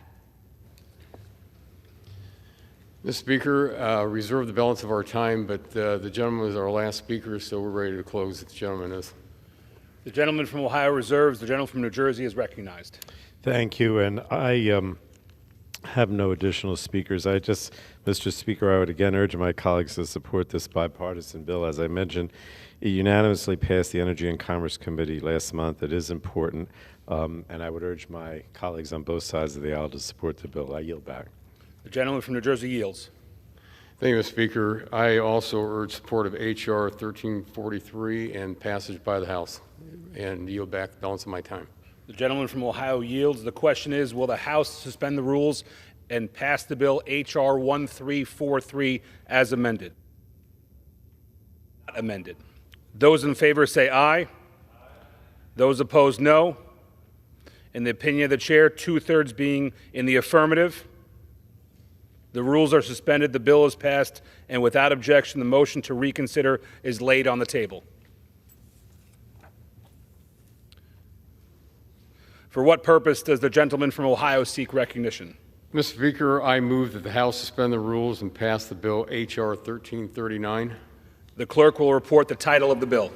Union Calendar Number 28, H.R. 1339, a bill to require the Federal Communications Commission to review certain rules of the Commission and develop recommendations for rule changes to promote precision agriculture and for other purposes. Pursuant to the rule, the gentleman from Ohio, Mr. Latta, and the gentleman from New Jersey, Mr. Pallone, will each control 20 minutes. The chair recognizes the gentleman from Ohio. I ask unanimous consent that all members may have 5 legislative days in which to revise and extend the remarks and insert extraneous materials in the record on the bill, including exchange of letters with the Committee on Science, Space, and Technology. Without objection. Mr. Speaker, I yield myself such time as I may consume. The gentleman is recognized. Thank you, Mr. Speaker. I rise in support of my legislation, H.R. 1339, the Precision Agriculture Satellite Connectivity Act, which I am pleased to introduce with the gentlelady from Illinois' 2nd District. For years, large sections of my district and rural areas across America have lacked access to fast broadband connections. Reliable internet access is more than just being able to stream your favorite TV shows and movies. It's the critical link connecting us all. Whether it's helping seniors access telehealth services or allowing students to complete homework assignments or enabling small businesses to reach global markets, our people, country, and economy run on reliable internet connections. Farmers in rural Ohio also know that reliable broadband connections are essential to their operations. After all, it helps deploy technologies that increase their productivity, produce higher yields, and minimize operating costs. Today's smart agricultural technology, from autonomous tractors and distributed soil sensors, rely on internet connections to share data. In fact, farmers use information in real time to make smarter decisions on how to optimize inputs and whether and when to plant or harvest. And when terrestrial or cellular networks are not available, satellite broadband steps in to make these technologies work. However, it's not just advanced satellite broadband capabilities that improve precision agriculture. Earth imaging satellites also provide important information that can help farmers and ranchers identify visual trends that may require immediate attention. As we heard in hearings from before the Energy and Commerce Committee, satellite communications technologies can offer an array of services that may promote precision agriculture. In order to ensure our regulations maximize these opportunities, our legislation directs the FCC to evaluate its rules and identify potential changes that could further promote precision agriculture. I'm committed to ensuring our farmers have the tools needed at their disposal to help increase productivity while minimizing costs. This legislation is a good step forward in that mission. Mr. Speaker, I urge my colleagues to support this legislation and reserve the balance of my time. The gentleman from Ohio reserves. The gentleman from New Jersey is recognized. Thank you, Mr. Speaker. I yield myself such time as I may consume. The gentleman is recognized. Mr. Speaker, I rise in strong support of H.R. 1339, the Precision Agriculture Satellite Connectivity Act. The innovations we're seeing in the commercial satellite industry have their potential to transform so many aspects of daily life, especially for those in more rural and remote areas. For years, Americans have relied on satellites for a variety of services, including the global positioning system, radio, and television. But now satellites are helping deliver faster broadband speeds, providing critical communication services, and enabling scientists and nonprofits to monitor challenges like the climate crisis and deforestation. This satellite revolution is also touching American farms by facilitating advancements in precision agriculture. H.R. 1339 promotes the innovation of satellite technology for precision agriculture, which uses satellite images to help farmers yield better crops and maximize their yield profitability. The legislation directs the Federal Communications Commission to review its satellite service rules to assess whether there are any rule changes that could better enable satellites to deliver precision agriculture solutions. And if the FCC finds that such rule changes exist, this legislation requires the FCC to develop recommendations for implementing them. It also instructs the FCC to report its findings to Congress, including any recommendations. So I want to thank Representatives Kelly and Latta for their bipartisan work on this bill, which unanimously passed out of the Energy and Commerce Committee last month. With this legislation, we ensure that the FCC and its satellite service rules are enabling technological advances in the important area of precision agriculture as much as possible. And so, Mr. Speaker, I urge my colleagues to support this bipartisan bill, and I reserve the balance of my time. The gentleman from New Jersey reserves. The gentleman from Ohio is recognized. Thank you, Mr. Speaker. At this time, we have no further speakers, but I reserve if the gentleman is ready to close. One reserves. The gentleman from New Jersey is recognized. Thank you, Mr. Speaker. And again, as I mentioned, this bill is bipartisan. It passed out of our committee unanimously last month. I urge my colleagues to support it, and I reserve the balance. And and I yield back the balance of my time. The gentleman yields. The gentleman from Ohio. Thank you, Mr. Speaker. I also urge the passage of H.R. 1339, the Precision Agriculture Satellite Connectivity Act, and yield back the balance of our time. Gentleman yields. The question is, will the House suspend the rules and pass the bill H.R. 1339? Those in favor say aye. Those opposed, no. In the opinion of the chair, two-thirds being in the affirmative. Mr. Speaker. For what purpose does the gentleman from Ohio seek recognition? Thank you, Mr. Speaker. Request the yeas and the nays. The yeas and nays are requested. All those in favor of taking this vote by the yeas and nays will rise and remain standing until counted. A sufficient number having risen, the yeas and nays are ordered. Pursuant to Clause 8 of Rule 20, further proceedings on this question will be postponed.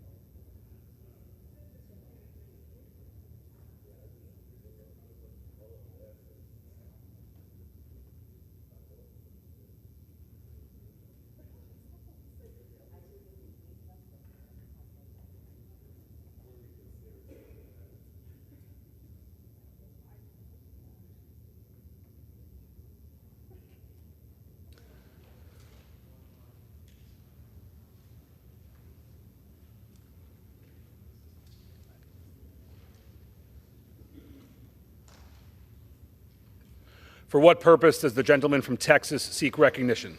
Mr. Speaker, I move that the House suspend the rules and pass the House Resolution 90 as amended. The clerk will report the title of the resolution. House Resolution 90, resolution demanding that the government of the People's Republic of China and the Communist Party of China immediately release Mark Swedan. The gentleman will suspend. Pursuant to the rule, the gentleman from Texas, Mr. McCall, and the gentlewoman from North Carolina, Ms. Manning, each will control 20 minutes. The chair recognizes the gentleman from Texas. Thank you, Mr. Speaker. I ask unanimous consent that all members have 5 legislative days to revise and extend their remarks and to include extraneous material on this measure. Without objection. Thank you, Mr. Speaker. I yield myself as much time as I may consume. The gentleman is recognized. Mr. Speaker, Mark Swedan is an American, a Texan, and a hostage of the Chinese Communist Party for more than a decade. We stand together to demand his release and an end to his torture by CCP officials. In 2012, Mark was wrongfully detained in China for a crime he clearly did not commit. The UN Working Group on Arbitrary Detention has found that it was impossible for him to have committed any of the crimes he is charged with. In fact, Mr. Speaker, he was not even in China at the time the CCP says that these false crimes were committed. Since his abduction in 2012, Mark has been grossly abused in Chinese custody. He's been held in temporary detention facilities, intended for brief custody, but now for more than a decade. He remains caged in a small, crowded cell that is freezing in the winter and sweltering in the summer. The toilet is a hole in the ground. The lights are never turned off, and he has no regular access to sunlight, a bed, or hot water. Chinese officials have denied him proper medical care. Guards have broken his hand several times, and he has suffered a dislocated knee. Mark has lost almost 100 pounds. He suffers from tooth and gum disease, and his mouth bleeds every day. Mark has only been allowed to speak with his family a handful of times. His ordeal has taken a terrible toll on his physical and mental health. And just last week, the People's Republic of China denied Mark's appeal and upheld the death penalty with a 2-year suspended death sentence. Threatening an American citizen with death for a crime that he could not have possibly committed is a brazen human rights violation and a disgusting example of CCP's hostage diplomacy. Protecting Americans abroad is a priority mission of the State Department.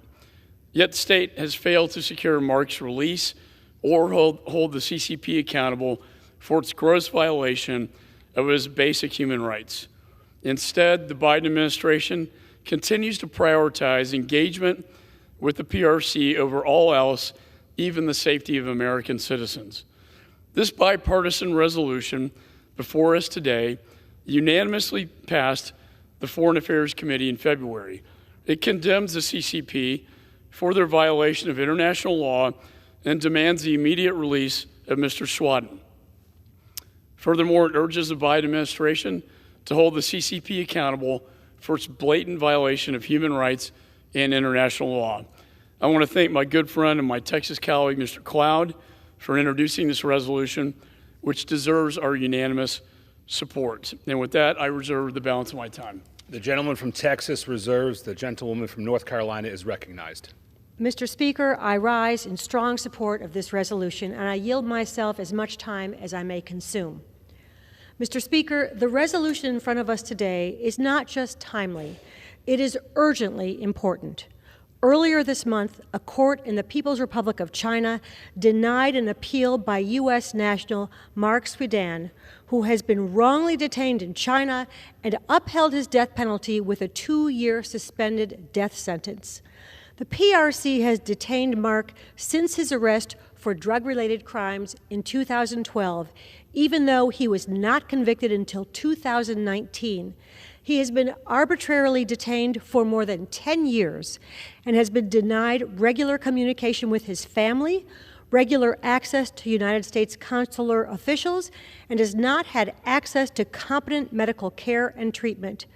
Sudan's detention conditions have included exposure to extreme weather conditions, sleep deprivation, and physical and psychological abuse, leading tragically to Mark's attempting to take his own life. This is, simply put, a travesty of justice. Mr. Speaker, no concrete evidence has been provided to justify the charges against Mr. Sweden.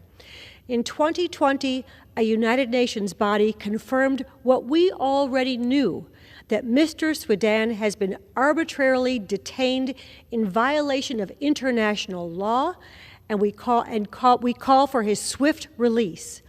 This body needs to come together today to stand up for Mr. Sweden and make clear to Beijing that his inhumane treatment is unacceptable. HRES 90 is a bipartisan measure led by Representative Cloud that passed out of the House Foreign Affairs Committee unanimously. It condemns the PRC for its mistreatment of Mark and calls for his immediate release. It also asks the Biden administration to redouble its efforts to highlight the case of Mr. Sweden internationally and to help secure his release through diplomacy. Though the court has provided Mr. Sweden with a 2-year reprieve on his death sentence, we cannot afford to wait that long to correct the injustice he has suffered. By passing this resolution today, the House makes clear to the People's Republic of China that it should release Mark Sweden immediately. So I encourage my colleagues to support this timely resolution, and I reserve the balance of my time. The gentlewoman from North Carolina reserves. The gentleman from Texas is recognized. Mr. Speaker, I'm pleased to yield as much time as you may consume to the author of this bill, the gentleman from Texas, Mr. Cloud. The gentleman is recognized. Thank you, Mr. Chairman, and thank you for your support in working to get Mark Sweden back to his home and to his family. Thank you also, Ranking Member, for your support as well. Mark Sweden is a native Texan from Luling who is currently being detained in China on fabricated drug charges and faces an impending death sentence. Mark was arrested on November 13, 2012, while on a trip to China to procure furnishings for his home and business. Chinese authorities burst into his hotel room while he was on the phone with his family and, without showing any warrant, arrested him, confiscated his photography equipment, wallet, tablet, passport, and identity card. They originally told him he was being held as a witness, but that rapidly changed. Mark was accused of being involved in the manufacturing and trafficking of drugs, leading to Chinese officials trying to coerce him into signing a false confession. Mark maintained his innocence and his integrity and has rejected their attempts to this day. Nonetheless, Mark has been imprisoned in China for over 10 years, despite the fact that no drugs were ever found on Sweden or in his hotel room. The prosecution did not produce any evidence tying him to the drugs. The 11 other individuals indicted on the same charges could not identify Mark. And records in Mark's passport show that he was not even in China during the time of the alleged offense. As a result, Mark hasn't slept in the dark for over 10 years and is exposed to extreme heat in the summer and freezing cold in the winter. His hands have been broken a number of times. Mark faces abuse by his captors and has been denied an independent medical examination despite his deteriorating health in the detainment facility. A few weeks ago, China upheld Mark Sweden's death sentence, and it is my hope that this resolution will signal to China that this death sentence should not be enforced and that Mark should be sent home. Additionally, this resolution calls on the administration to use all the tools at their disposal to secure Mark Sweden's release. The People's Republic of China and the Chinese Communist Party have a history of capturing innocent people and using them as political pawns. This needs to stop. Unfortunately for them, though, Mark has defiantly refused to be coerced and as he waits on his secure release. I call on all my colleagues in Congress to support this resolution and for our State Department to redouble their efforts and use every means available to bring Mark Sweden home.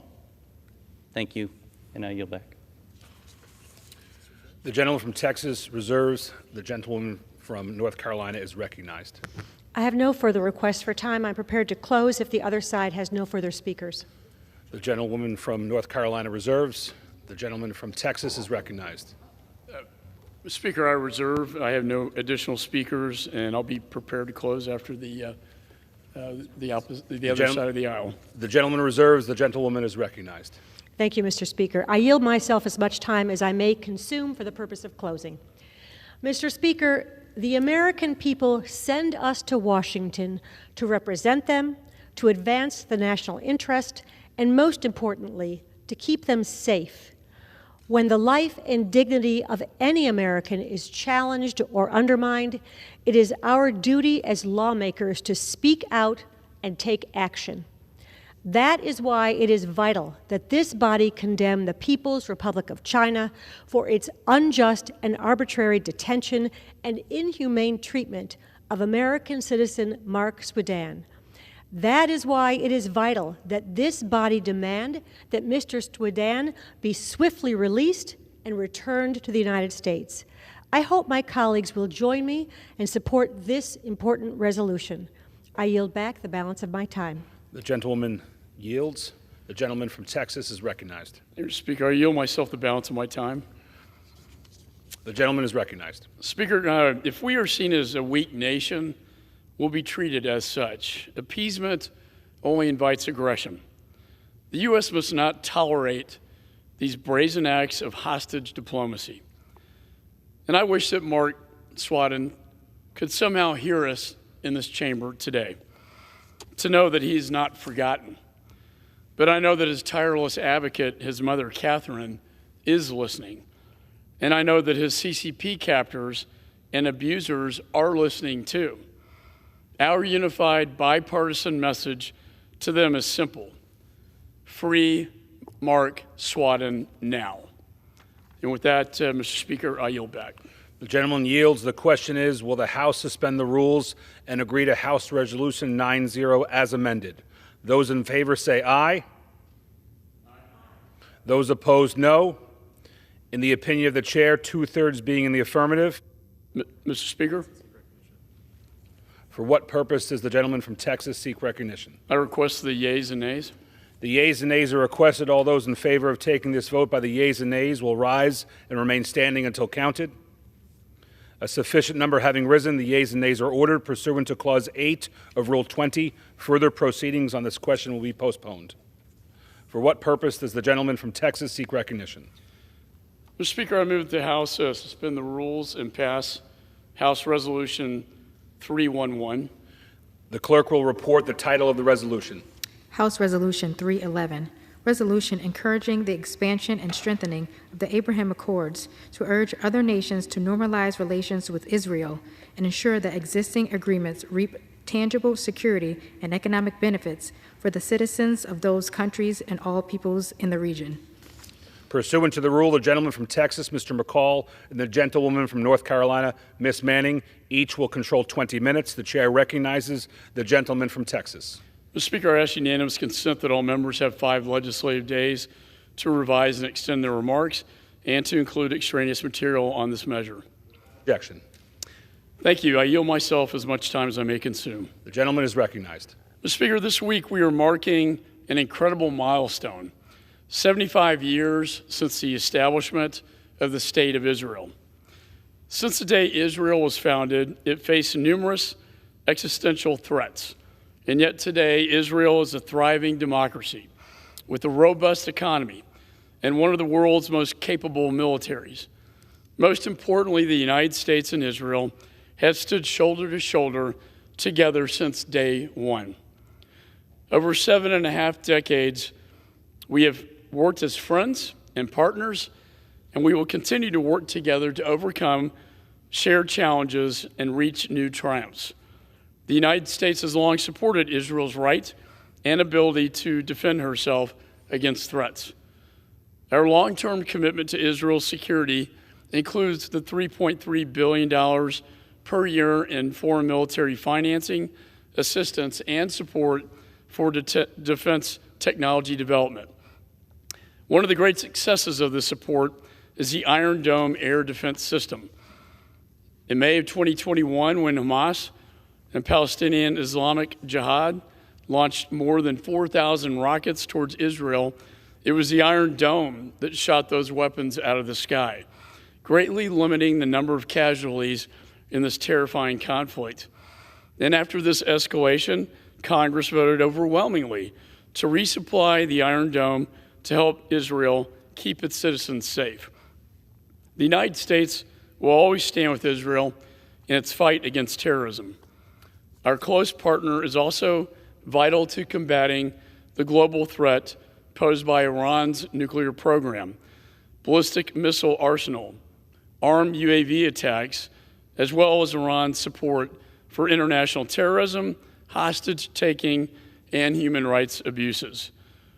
Simply put, a nuclear Iran is unacceptable, both for the United States and our ally Israel, and for the world.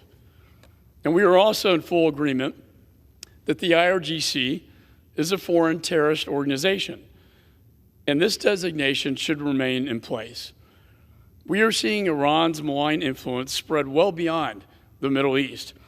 Iran is orchestrating terror plots against Americans on U.S. soil, and Iran continues to supply Russia with lethal drones and other forms of support for its war of aggression in Ukraine. Moreover, Iran is deepening its cooperation with Communist China, who continues to threaten the global balance of power through their malign activities around the globe and hostility towards Taiwan. Responding to Iran's global threat and its unholy alliance with Russia and China will be a generational challenge, but the United States and Israel are prepared to respond. It is clear that others have taken note of how much the United States and Israel accomplish when we work together. And that's why in 2020, President Trump and his team succeeded in brokering the first normalization agreements between Israel and its neighbors in over 25 years. The Abraham Accords are transformational for the Middle East. I was proud to be at the White House for the signing ceremony of these historic agreements. Now the UAE, Bahrain, and Morocco join Egypt and Jordan in having full diplomatic relations with Israel. The accords open the door to important cooperation, including to address the shared threat posed by Iran that is making the Middle East and North Africa safer and more prosperous. These countries are working together on free trade, energy, water, and of course defense cooperation like the Middle East Air Defense Alliance, now that Israel is a part of Central Command. This is a generational shift in the Middle East and one that promotes peace and prosperity in the region. And that's why we need to invest in the positive progress of growing and deepening the Abraham Accords as this resolution outlines. We need to put our diplomatic might into trying to achieve the kinds of big breakthroughs that created the Accords almost 3 years ago. I was pleased to see Oman and Saudi Arabia begin allowing overflights of Israel planes. It's a huge step forward. But we need to keep thinking bigger until we get to the game changer that would be full diplomatic relations between Saudi Arabia and Israel. On behalf of the American people, I congratulate our Israeli friends on everything they've accomplished in their first 75 years. And with that, Mr. Speaker, I reserve the balance of my time. The gentleman from Texas reserves. The gentlelady from North Carolina is recognized. Mr. Speaker, I rise in strong support of this resolution, and I yield myself as much time as I may consume. 75 years ago, the State of Israel joined the community of nations when it declared its independence from the British Empire. In the wake of World War II and the Holocaust, for the first time in modern history, the Jews would have a land and a military of their own that would allow them to overcome centuries of anti-Semitism, persecution, and attempts at elimination. The State of Israel rests on land that has been uniquely bound to the Jewish people for thousands of years, from the Exodus from Egypt to the first and second temples, all the way to today's modern age, there has always been a Jewish presence between the Mediterranean and the Jordan River. Over the last 75 years, Israelis have made the desert bloom, transforming the country into a modern, industrialized democracy. Israel is a leader in technology, business, and agriculture. The country's innovative technologies have greatly benefited the United States military and other government agencies. And Israel shares the democratic and human rights values we treasure here in the United States. The recent Abraham Accords represent yet another milestone in Israel's development. Normalization of Israel's relationships with the UAE, Bahrain, and Morocco are already enhancing regional diplomacy, security, and communication, and will serve as an incubator for increased regional stability, prosperity, and peace. These agreements come on top of already realized peace agreements with Israel's neighbors, Egypt and Jordan, and demonstrate the power of diplomacy and compromise. As a proud, lifelong supporter of a strong, bipartisan U.S.-Israel relationship, I also support a two-state solution which preserves Israel's fundamental character as a Jewish and a democratic state. This has been the long-standing policy of the United States through both Republican and Democratic administrations. A two-state solution is the only way Israel can remain both Jewish and democratic into the future, and it is the only way to meet the aspirations of the Palestinian people. I would like to see the bipartisan consensus on two states be maintained in the future for the benefit of the United States, Israel, the Palestinians, and the wider region and world. Mr. Speaker, it is a great honor to be on the floor of the House of Representatives honoring Israel's 75th anniversary, as well as the Abraham Accords. Modern Israel is truly a miracle, and its existence is an asset to our great country. I encourage my colleagues to support this bipartisan resolution I was proud to help introduce with my colleagues on the House Foreign Affairs Committee, Representatives Ann Wagner, Brad Schneider, and Chairman Mike McCall, and I reserve the balance of my time. The gentlewoman reserves. The gentleman from Texas, Mr. McCall, is recognized. Speaker, I reserve the balance of my time. The gentleman reserves. The gentlewoman is recognized. Mr. Speaker, I yield 3 minutes to my friend, Representative Brad Schneider from Illinois. The gentleman is recognized. Thank you, Mr. Speaker. Mr. Speaker, 25 years ago, I proudly joined many fellow Chicagoans in Kiryat Gat, Israel, celebrating the 50th Jubilee anniversary of the establishment of the Jewish state in the land of the Jewish people. Today, I proudly stand in the will of the House of Representatives, marking 75th anniversary of that remarkable event. I'm beyond proud that the United States was the first nation to recognize the nascent state of Israel in 1948. In the 15 years since, our shared values have been the bedrock of an extraordinary relationship, strengthening our ties along cultural, economic, technological, and security lines, and in so many more ways as well. Throughout my life, I have prayed for a just and lasting peace for Israel and all the people of the region. I have joyously celebrated each of the peace agreements between Israel and Egypt, Israel and Jordan, the Abraham Accords between UAE, Bahrain, and Morocco. And I know in my heart that peace can one day be achieved with the Palestinians with a negotiated two-state solution that would give us a Jewish, democratic Israel and a demilitarized, democratic Palestinian state living side by side in peace, security, and prosperity. So again, we celebrate with Israel 75 years of independence. 75 years of partnership, 75 years of scientific and medical research and innovation that gave us the cell phones, Waze directions, the pill cam, and drip irrigation revolutionizing agriculture around the world. 75 years of cultural exchange, 75 years of economic growth with the Startup Nation, 75 years of security cooperation, 75 years of together pursuing peace. Peace with Egypt in 1979, Jordan in 1994, and with the Abraham Accords, again, UAE, Bahrain, and Morocco. Mr. Speaker, I wish the Israelis and the Israeli people, the State of Israel, congratulations on 75 years, and we all look forward to building together towards a better future for Israel and the region for years to come. I yield back. Reserve.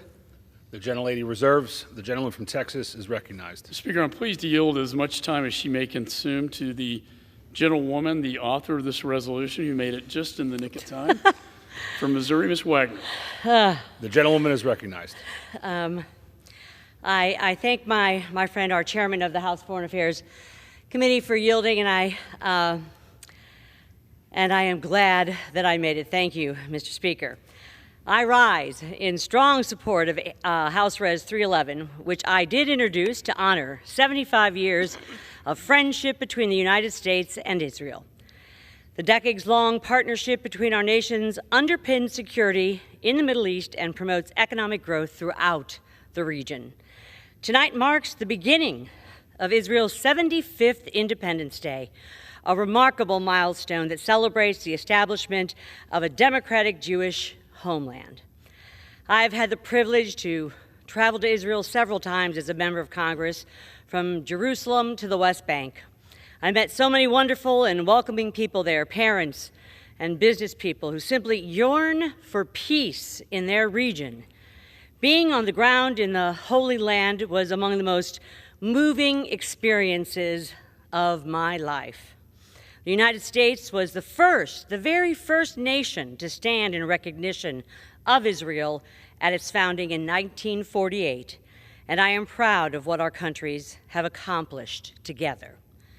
The signing of the Abraham Accords more than 2 years ago heralded an unprecedented opportunity for growth in the Middle East and beyond. Already, the Abraham Accords have proven to be enduring and fruitful, contributing to regional stability and a sense of kinship between Israel and its neighbors. As a founding co-chair of the Abraham Accords Caucus, I have been delighted to meet so many young people, entrepreneurs, innovators, and leaders who are working to establish relationships of trust and appreciation and lay the foundations for a prosperous future. These efforts will have region-wide implications, encouraging sustained economic growth, peace, and stability. This resolution urges other nations to normalize relations with Israel and ensure that existing agreements continue to reap tangible security and economic benefits for all peoples in the region. We must all, however, be frank in recognizing the immense security challenges facing Abraham Accords countries. Iran is closer than ever before to joining the ranks of nuclear powers, a terrifying prospect for us all, but especially so for Israel and its neighbors. House Res 311 calls for continued support for United States security assistance to Israel so that Israel can defend herself. However, security cooperation must be accompanied by real and sustained progress on eliminating anti-Semitism, an abhorrent ideology that continues to impede expansion of the Accords and poison international institutions. To secure universal acceptance of Israel's inherent right to exist, my resolution calls for Israel's robust participation in the community of nations. Israel is a force for peace and a beacon of democracy in a challenging region. At a time of heightened anti-Semitism across the globe, it is more important than ever that we maintain our strong connection to this very key ally. I want to thank so much my colleagues, Representatives Manning, McCall, and Schneider, for joining all together in introducing this resolution. They are all true champions of the U.S.-Israel alliance, and I've had the pleasure of working with them for many years to advance this essential relationship. I congratulate the people of Israel on their 75th anniversary of their independence, and I urge each of my colleagues to support House Res 311. And I yield back. Does the gentleman from Texas reserve? Yes, Mr. Speaker, I reserve. The gentleman reserves. The gentlewoman from North Carolina is recognized. Okay, Mr. Speaker, I have no further requests for time. I am prepared to close if the other side has no further speakers. The gentlewoman reserves. The gentleman from Texas is recognized. Mr. Speaker, I have no more speakers, and I reserve and yield to the gentlelady, Ms. Manning. The gentleman reserves. The gentlewoman from North Carolina is recognized. I yield myself as much time as I may consume for the purpose of closing. Mr. Speaker, I would like to express my congratulations to Israel on the 75th anniversary of its independence and express my hope for Israel to find peace with all of its neighbors in the near future. And I would like to remind my colleagues and the world that President Truman, on behalf of our great nation, was the very first country to recognize the establishment of the State of Israel only 11 minutes after David Ben-Gurion made his historic declaration of the establishment of the Jewish Democratic State of Israel. And at this time, with the frightening rise of anti-Semitism we are seeing in our own country and around the world, it is more important than ever that we support the one Jewish country in the world. I ask my colleagues to vote in support of the resolution. With that, I yield the balance of my time, and I hope my colleagues will join me and support this important resolution. I yield back the balance of my time. The gentlewoman yields. The gentleman from Texas. Thank you, Speaker. I want to thank the gentlelady, Ms. Manning, Mr. Schneider, Ms. Wagner for leading this important resolution. I have to think, in a personal note, my own father, who fought in World War II and was a bombardier on a B-17, and bombed the Nazis, 32 bombing missions, including Operation Overlord. His generation liberated Europe from the threats and the horrors of the Nazis and fascism, liberated the Jewish people from the horrors surrounding the Holocaust, which is unimaginable. That generation brought the State of Israel into existence. And that is our pact with Israel. Since 1948, they've been our best friend and our strongest ally in the Middle East, a true beacon of hope and democracy in the Middle East. And I look forward to a day, as I know they envisioned at the time of its creation in 1948, that even though these forces still exist today of anti-Semitism in Iran and other nations, that one day we will achieve true peace in the Middle East. And I look forward to the day that Israel can coexist peacefully with its surrounding neighbors in the region and with the world. With that, Mr. Speaker, I yield back the balance of my time. The gentleman yields. The question is, will the House suspend the rules and agree to House Resolution 311? Those in favor say aye. Those opposed, no. In the opinion of the chair, 2/3 being in the affirmative. Purpose does the gentleman from Texas seek recognition? I request the yeas and the nays. The yeas and nays are requested. All those in favor of taking this vote by the yeas and nays will rise and remain standing until counted. A sufficient number having risen, the yeas and nays are ordered. Pursuant to Clause 8 of Rule 20, further proceedings on this question will be postponed. Pursuant to Clause 12A of Rule 1, the chair declares the House in recess until approximately 6:30 p.m. today.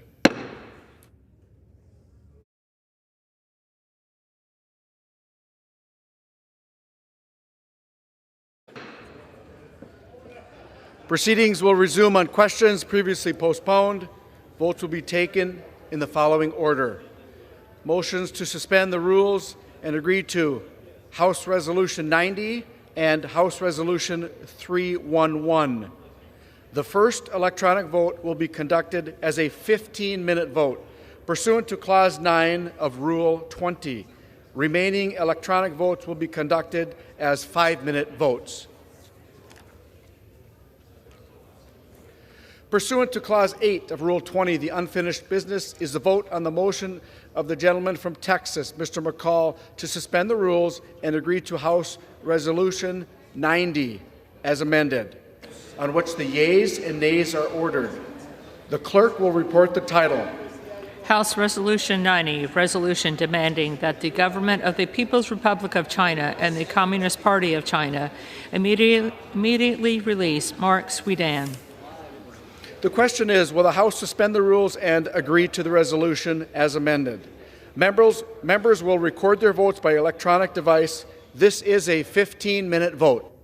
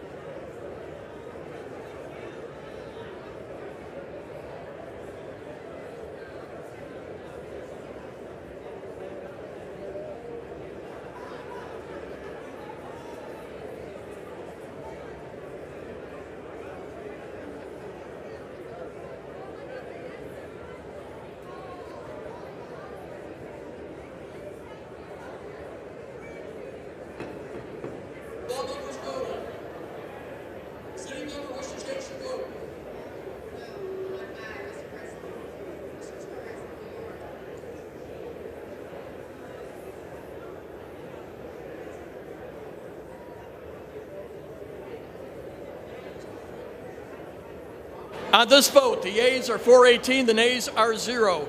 Two-thirds being in the affirmative, the rules are suspended. The resolution is agreed to and without objection. The motion to reconsider is laid on the table. Without objection, the title is amended. Thanks.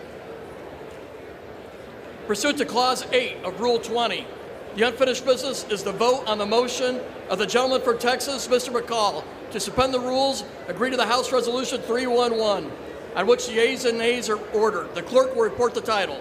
House Resolution 311, resolution encouraging the expansion and strengthening of the Abraham Accords to urge other nations to normalize relations with Israel and ensure that existing agreements reap tangible security and economic benefits for the citizens of those countries and all peoples in the region.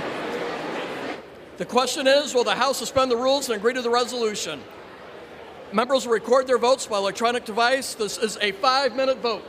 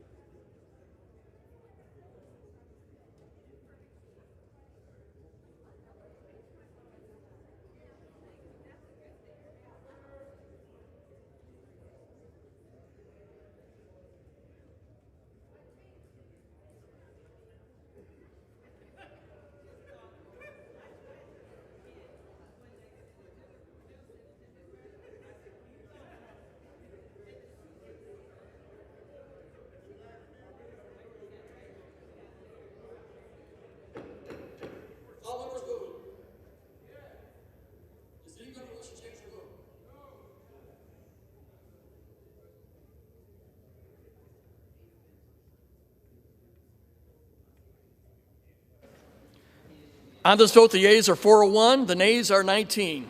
Two-thirds being in the affirmative, the rules are suspended, the resolution is agreed to, and without objection, the motion to reconsider is laid on the table.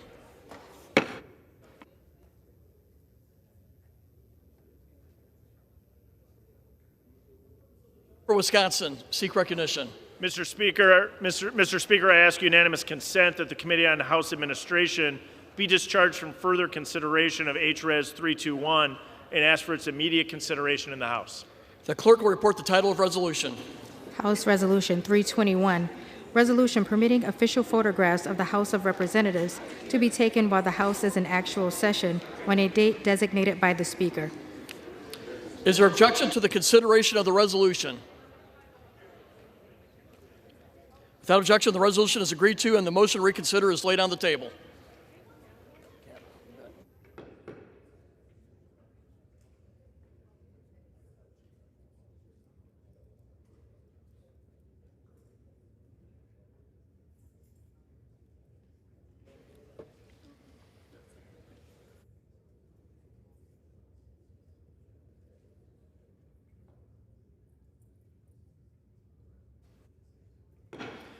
For what purpose does the gentleman from Pennsylvania seek recognition?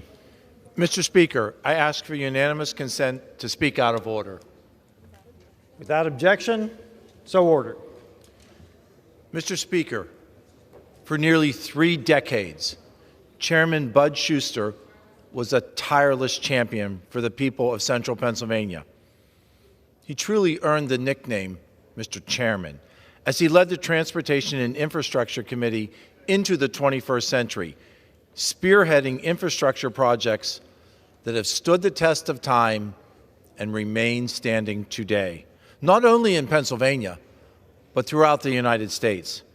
Chairman Shuster's vision and his leadership built the roads, the bridges, the waterways that have allowed our communities and our nation to thrive. On behalf of all of the Pennsylvania delegation standing here with me this evening, I ask for a moment of silence to honor the late Chairman Bud Shuster.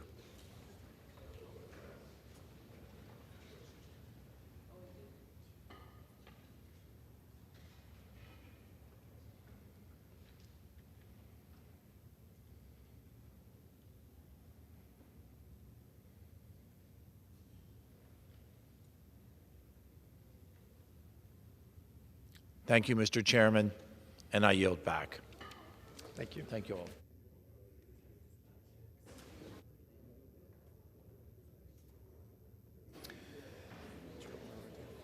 The chair will now entertain requests for 1-minute speeches.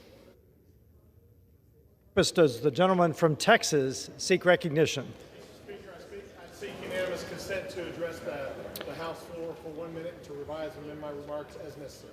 Without objection, the gentleman from Texas is recognized for 1 minute. Mr. Speaker, every year the Greater Longview United Way hosts a fundraiser known as their annual campaign to raise money for nonprofit organizations in the Gregg County area. In recognition of the 75th year, the United Way's campaign theme was Past, Present, Future, We Are United.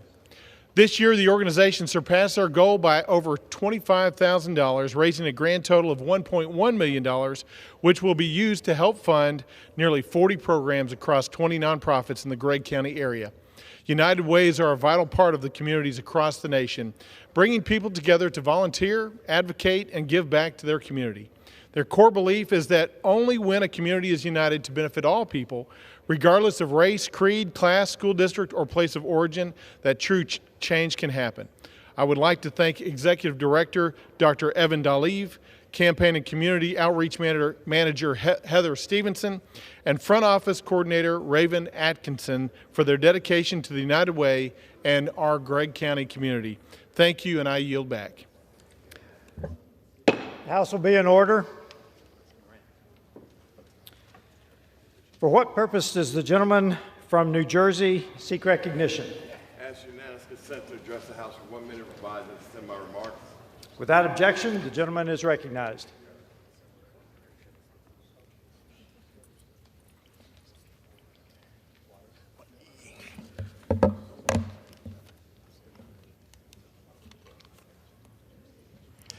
Mr. Speaker, I rise today to celebrate the 40th anniversary of the Roselle Active Seniors Group. It began in 1983 when a group of Roselle residents took trips to local places of interest. The connections and conversations between the residents soon sparked talk of a formal group.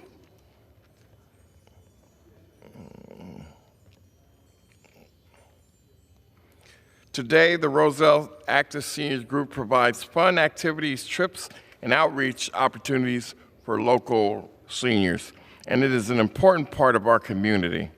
Group members provide Easter baskets for children with disabilities, baby supplies for single mothers, toy drives and winter clothes for children in need, and food baskets for families during Thanksgiving.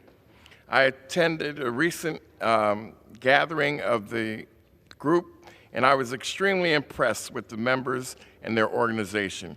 It is an incredible group that I am proud is in my district. And with that, Mr. Speaker, I yield back. For what purpose does the gentleman from Georgia seek recognition? Ask unanimous consent to address the House for 1 minute to revise and extend my remarks. Without objection, the gentleman is recognized for 1 minute.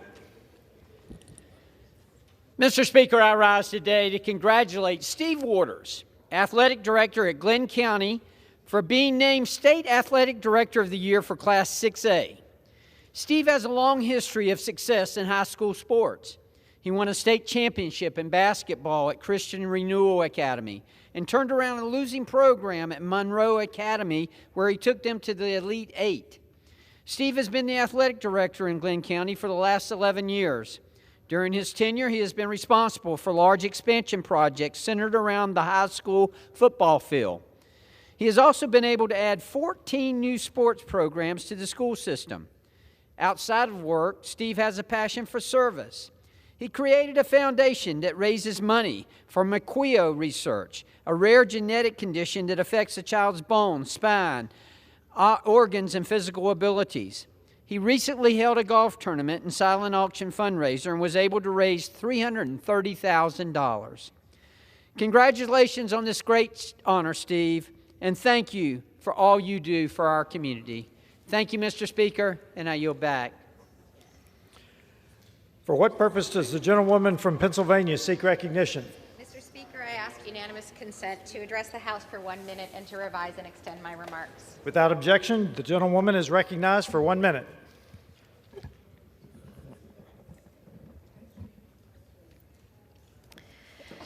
Mr. Speaker, over 13,000 people in the United States have died from gun violence this year alone. Let me repeat that. Over 13,000 people in the United States have died from gun violence this year alone, and it's only April. This means that over 100 people are dying by gunshot every single day. We have to take action to stop this epidemic. We have to address the scourge of gun violence and the multiple reasons that we find ourselves here almost every single day having the same conversation. Every single day. People should be able to ring the wrong doorbell accidentally or drive into the wrong driveway without the fear of being shot.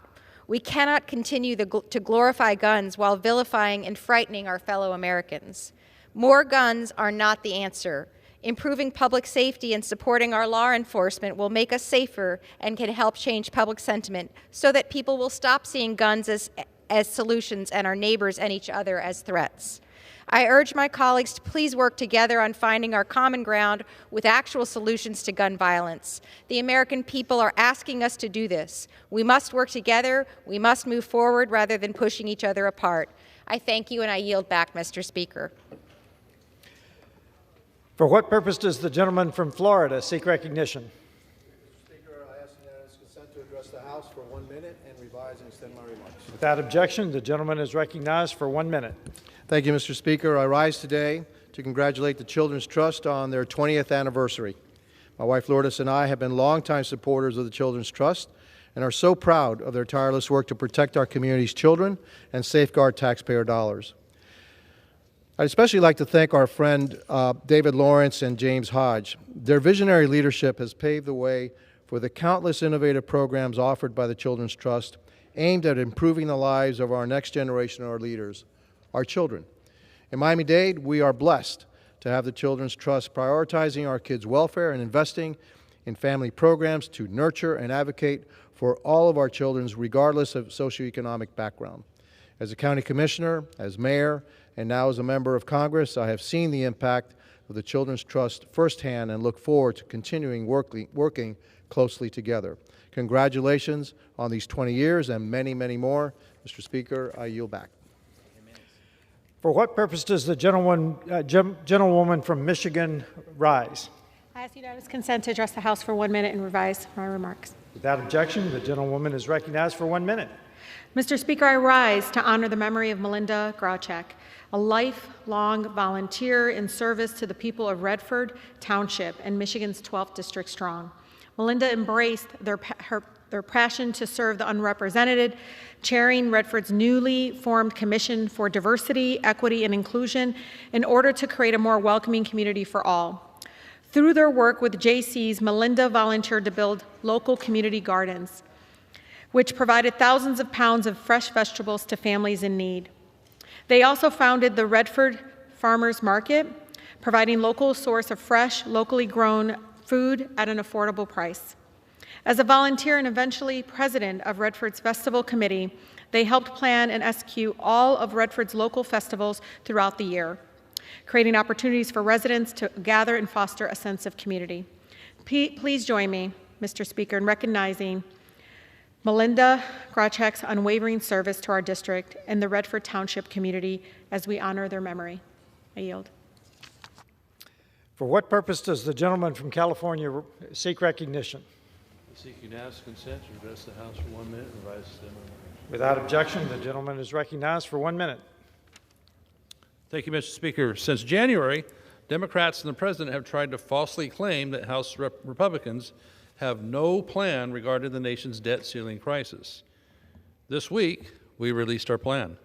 As always, House Republicans have consistently argued for reasonable, responsible debt limit increases coupled with spending cuts. Every debt limit debate in this body has been achieved via compromise. It's absurd to think our Democrat colleagues who now demand unilateral increases to our nation's debt and balk at Republicans for asking for something in return. Our plan, the Limit, Save, Grow Act of 2023, will save the American taxpayers $4.5 trillion over the next decade. We will limit federal spending to fiscal year 2022 levels, which our government operated on just 4 months ago. In exchange, we will allow for a 1% annual growth in federal spending over the next 10 years. So, compromise. Included in the bill are clawbacks for around $60 billion in unspent COVID funds. The pandemic is over. This money that has been spent should be rescinded, not spent, should be rescinded without delay. Also includes bills are Lower Energy Costs Act, which has already passed this chamber with bipartisan support, lowering energy costs for American families. Our House Republican plan is economically sound, financially wise, and still allows for a debt limit increase of $1.5 trillion. It's a reasonable, responsible plan that will benefit all Americans. For what purpose does the gentleman from California seek recognition? Speaker, to address the body for 1 minute without objection. Without objection, the gentleman is recognized for 1 minute. Mr. Speaker, today I rise to celebrate the life of a very good friend, a dedicated father, great neighbor, George Fenton. He was born on Valentine's Day in 1935 and devoted his entire life to serving his country and his community. After graduating from high school in Detroit, Michigan, George joined the U.S. Marine Corps. And even decades after his service in the Marine Corps, he often talked and relayed stories about his time at boot camp in Parris Island, Camp Lejeune, and he called it his hot weather training at 29 Palms. Later, George moved his entire family to Garden Grove. He worked for the city of Orange before joining the Orange County Sheriff's Department in 1971. That's where he met his wife, Lynn, at the courthouse, on the job in 1989. They were married in Santa Ana in 1991, and recently they celebrated 31 years of marriage.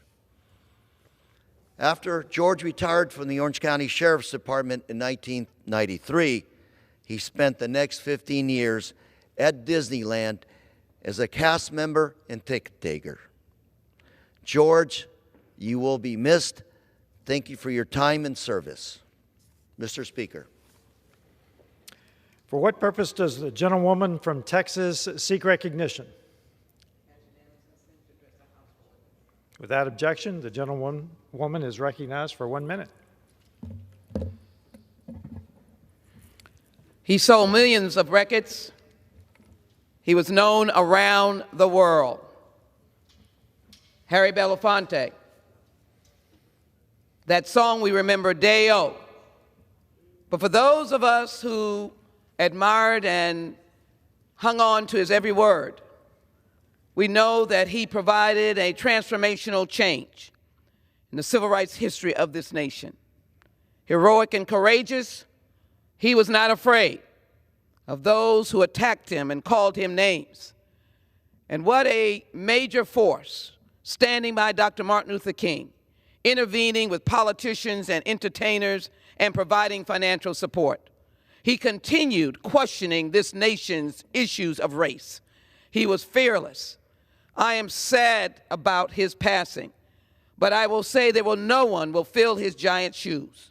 To his wife Pamela, Gina, and other wonderful relatives, I offer my personal regrets and sympathy. As a Jamaican immigrant that he was, he obviously touches my heart and that of my family. I hope that we will always remember a man that could have been only an entertainer, as well as that was rich and resounding. But Harry Belafonte wanted to change this country. Harry, as I see you soar where the eagles fly, may the Lord bless you. Rest in peace, my brother, and rest in power. I yield back. For what purpose does the gentleman from New York seek recognition? Speaker, I seek unanimous consent to address the House for 1 minute. Without objection, the gentleman is recognized for 1 minute. Thank you, Mr. Speaker. I rise today to recognize the 30th anniversary of the U.S. Green Building Council, which was founded in April of '93.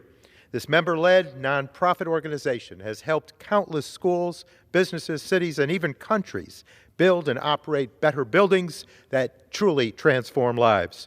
Their LEED certification program has grown to become the world's most acclaimed and widely used green building system, with 105,000 projects in some 187 countries. In my home state of New York, over 2,600 projects and over 15,000 homes have achieved LEED certification. At a time when homeowners and businesses are dealing with rising costs, research has repeatedly found that energy-efficient, lower-waste buildings result in major savings. Plus, they boost staff recruitment, retention, and, yes, productivity. 30 years ago, there was no agreement on what constituted green buildings, let alone any kind of accepted mechanism to certify them. Because of the efforts of the U.S. Green Building Council, our country is moving toward better performing buildings that lower costs and waste, mitigate climate impacts, and improve health. I want to thank the Council staff for all their great efforts and offer my congratulations to this incredible organization. Here's to another impactful 30 years. So with that, I yield back.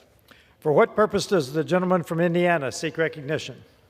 Mr. Speaker, I ask unanimous consent to address the House for 1 minute. Without objection, the gentleman is recognized for 1 minute. Mr. Speaker, I rise today in support of the Fighting Trade Cheats Act of 2023, recently introduced by my friend Congressman Mike Bost from Illinois. As a chairman of the Congressional Steel Caucus and representative of one of the largest steel-producing districts in our nation, I know it is a necessity that we protect American workers and hold bad actors accountable for illegal trading practices. More must be done to ensure that foreign countries and companies that cheat our trade policies know that their actions will not be tolerated. I thank Rep. Bost for his leadership and appreciate that his legislation will increase penalties for those who harm American manufacturers.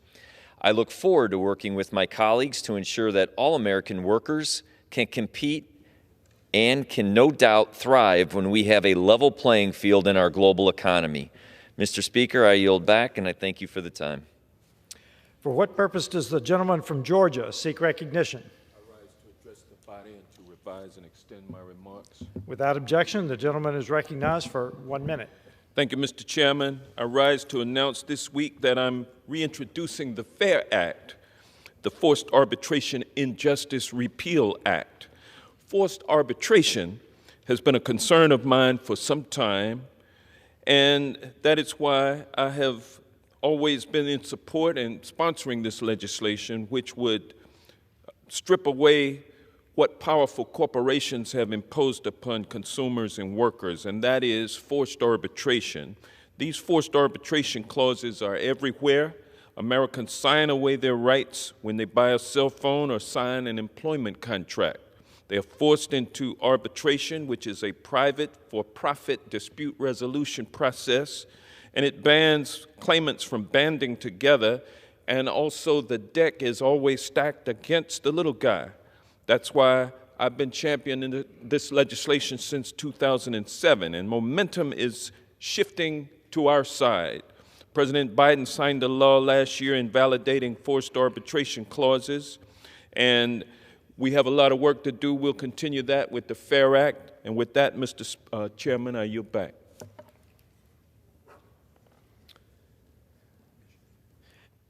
For what purpose does the gentlewoman from Michigan seek recognition? Without objection, the gentlewoman is recognized for 1 minute. Mr. Speaker, I rise today to recognize the incredible and heroic advocacy of Elizabeth Whelan, the sister of my wrongfully detained constituent, U.S. citizen and Michigander Paul Whelan. Paul Whelan is the longest detained American in Russia. Since his detention in December 2018, Elizabeth has been his fiercest advocate and tireless champion, alongside her brother David and parents Rosemary and Ed. Elizabeth has spent nearly $100,000 of her own money in the last 5 years to travel to D.C. to meet with political leaders and State Department officials to receive updates on Paul's case and fight for his release. Yesterday, speaking at the United Nations alongside U.S. Ambassador Linda Thomas Greenfield, Elizabeth directly confronted Russia's Minister of Foreign Affairs, Sergei Lavrov, and implored him to release Paul and to end their cruel practice of hostage diplomacy. Elizabeth's speech has reverberated around the world. It has made its way to Paul's prison camp in Mordovia. I have been honored to work with Elizabeth for many years, and she will always serve as an inspiration to me and my staff. Her words yesterday speak for themselves. Paul has not committed a crime, but a crime has been committed against him. Thank you, Mr. Speaker, and I yield back. Under the Speaker's announced policy of January 9, 2023, the gentleman from Utah, Mr. Owens, is recognized for 60 minutes as the designee of the Majority Leader. Thank you. Thank you, Speaker.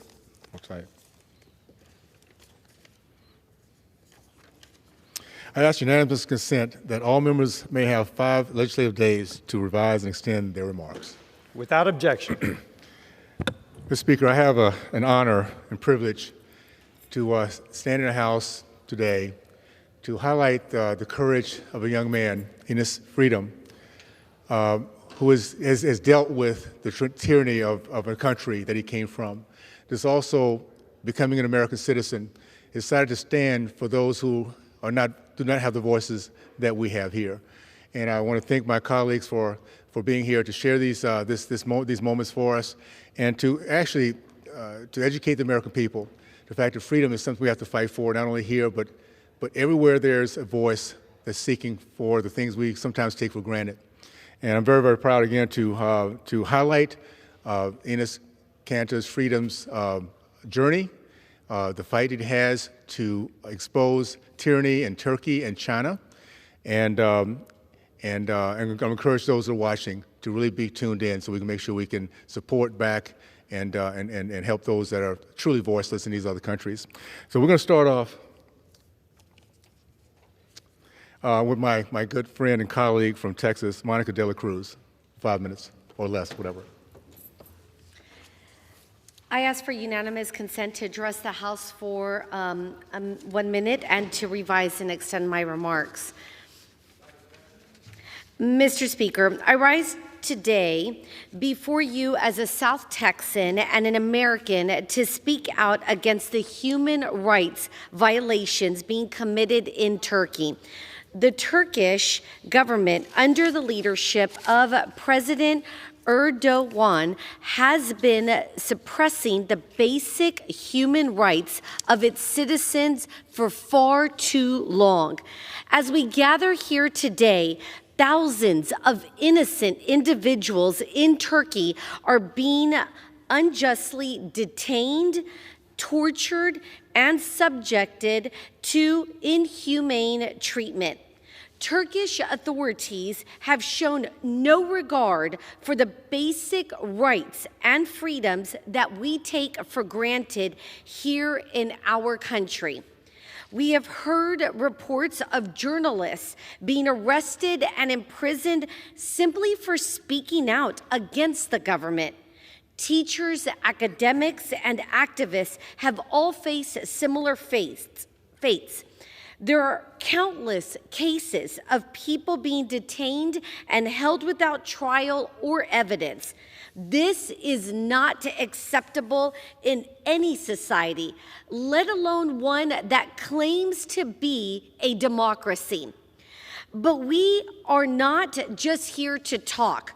We are here to demand action from President Biden and insist that he puts the interests of the American people first and take time to listen to Turkish Americans, such as professional basketball player Enes Freedom, who has been a vocal advocate for human rights in Turkey. Enes has been tirelessly fighting for the rights of the Turkish people, and he has faced persecution for doing so. He was forced to give up his passport and feared for his life after being accused of being a terrorist for simply speaking out against the government. We cannot stand by and watch as innocent people are being subject to such brutality. Our top priority as members of Congress is to care for the American people. The Biden administration has an entire State Department that is supposed to advance our interests around the world. It is time for the Biden administration to do its job. We respect the sovereignty of other nations, but the human rights violations in Turkey can no longer be ignored. We are all God's children. Let us continue to fight for a world where human rights of all men, women, and children are respected, regardless of where they come from. I yield back. Thank you, my friend. What a great addition to our conference. Thank you, Monica. Really appreciate you. I'd like to bring up my good friend for 5 minutes or less, Gus Biliorkis. Appreciate it, Gus. Thank you. Thank you so very much. I appreciate it. Thank you, Mr. Speaker, for allowing us tonight. And I'm telling you, I want to thank my good friend, Mr. Owens. Mr. Owens, you do an outstanding job, and what a great American you are. So I want to thank you, and thanks for organizing this very important special order on the persecution faced by Enes Kanter Freedom by the Erdogan regime. This issue has personal significance to me, Mr. Speaker, because I consider Enes a very close friend. I'm proud to call him my friend. Enes is someone that should be held up and supported by the American government as someone who has used his platform to speak out against human rights violations around the world. Instead, Mr. Speaker, as the previous speaker said, the Biden administration has been critically silent on the Turkish persecution of Enes Kanter Freedom. Most recently, Enes had a $10 million Turkish lira bounty, slightly more than $500,000 placed on his head by the Erdogan regime. This is just the latest of a long line of direct attacks against Enes Kanter Freedom by the Turkish government. It's unacceptable. We must speak out. Since 2017, the Erdogan regime has issued at least 10 arrest warrants against Kanter Freedom, and he even narrowly avoided arrest on behalf of the Turkish government in Indonesia. Unacceptable, Mr. Speaker. I know for a fact that he hasn't seen his family for approximately 10 years because he can't go back to his native Turkey. Now he is an American citizen and loving it, and he's giving so much. He's such a great American. What has he done wrong? What crime has he committed? He chose to speak out against President Erdogan for his regime's numerous human rights violations. Enes knew the risks, but felt compelled to face the risks to his personal safety and livelihood to be the voice for the voiceless and the defenseless. What he's given up, what he sacrificed for those around him, his fellow men and women. It's incredible what he's done. He had a great career in the NBA and sacrificed it to help others, people that he doesn't even know. As a matter of fact, he holds these clinics around the world for our children, all of God's children, all of God's children, here in the United States, but around the world. What a great individual. And again, I'm so proud to call him my friend. He reaches out to Republicans and Democrats to advocate on behalf of these wonderful people. So he's a bipartisan guy. I would like to say a nonpartisan guy. He just wants to do the right thing. This is particularly evident, again, in his criticism of China and his treatment of the Uyghurs. Much, much more. Again, instead of standing behind Enes, a law-abiding American citizen, he's so proud of his country. The Biden administration has remained silent after his so-called American ally, Turkey, placed Enes Kanter Freedom on their most wanted terrorist list. Not only has the Biden administration been silent, but it has refused to meet with Mr. Freedom regarding the persecution he faces from the Turkish government. That is just wrong. It really is, and frankly, a failure on behalf of the Biden administration's responsibility to protect Americans from foreign threats. Through the global Magnitsky Human Rights Accountability Act, President Biden is authorized to impose sanctions on any foreign person that is responsible for extrajudicial killings, torture, or other gross violations of internationally recognized human rights against any individual. No action has been taken by this administration, Mr. Speaker, sadly. President Biden should lead on this issue instead of allowing Enes Kanter Freedom to continue to be persecuted by Turkey.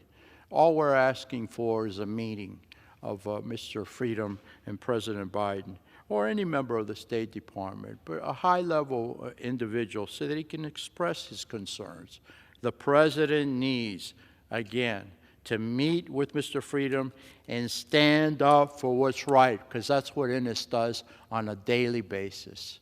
Again, he is being persecuted in Turkey.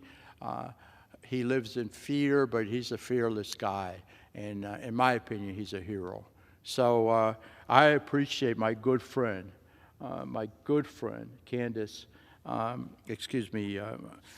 my good friend Burgess Owens, who's a great American himself, has done so much for so many people in the state of Utah. And again, I'm proud to call him my friend. Thank you. God bless. And I yield back the balance of my time. Thank you, my good friend, Gus. Thank you so much, my friend. Appreciate it. Okay. I'm very honored to introduce my favorite Gator of all times, Kat Comack from Florida.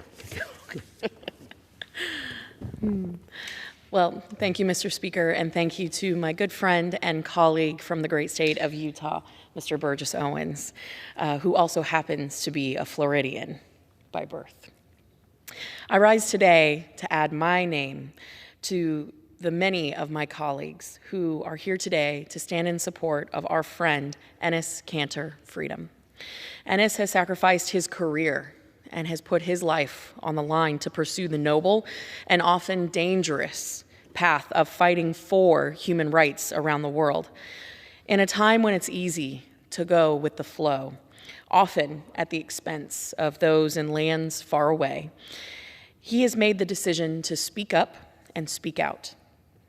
As a result of his vocal opposition to the various human rights abuses happening around the world today, including the Chinese genocide of Muslim Uyghurs or the oppressive and often brutal regime in his homeland of Turkey, he has, as an human rights advocate, seen a bounty placed on his head, $500,000 to anyone who will end his life, to silence him from highlighting the atrocities that few dare expose. Inspired by the United States example of liberty and justice for all, Enes became an American citizen, even changing his last name to Freedom, and chose to stand up for what's right, even at the expense that cost him so much. Enes embodies the American dream and has repeatedly displayed the courage, grit, and work ethic necessary to change the world.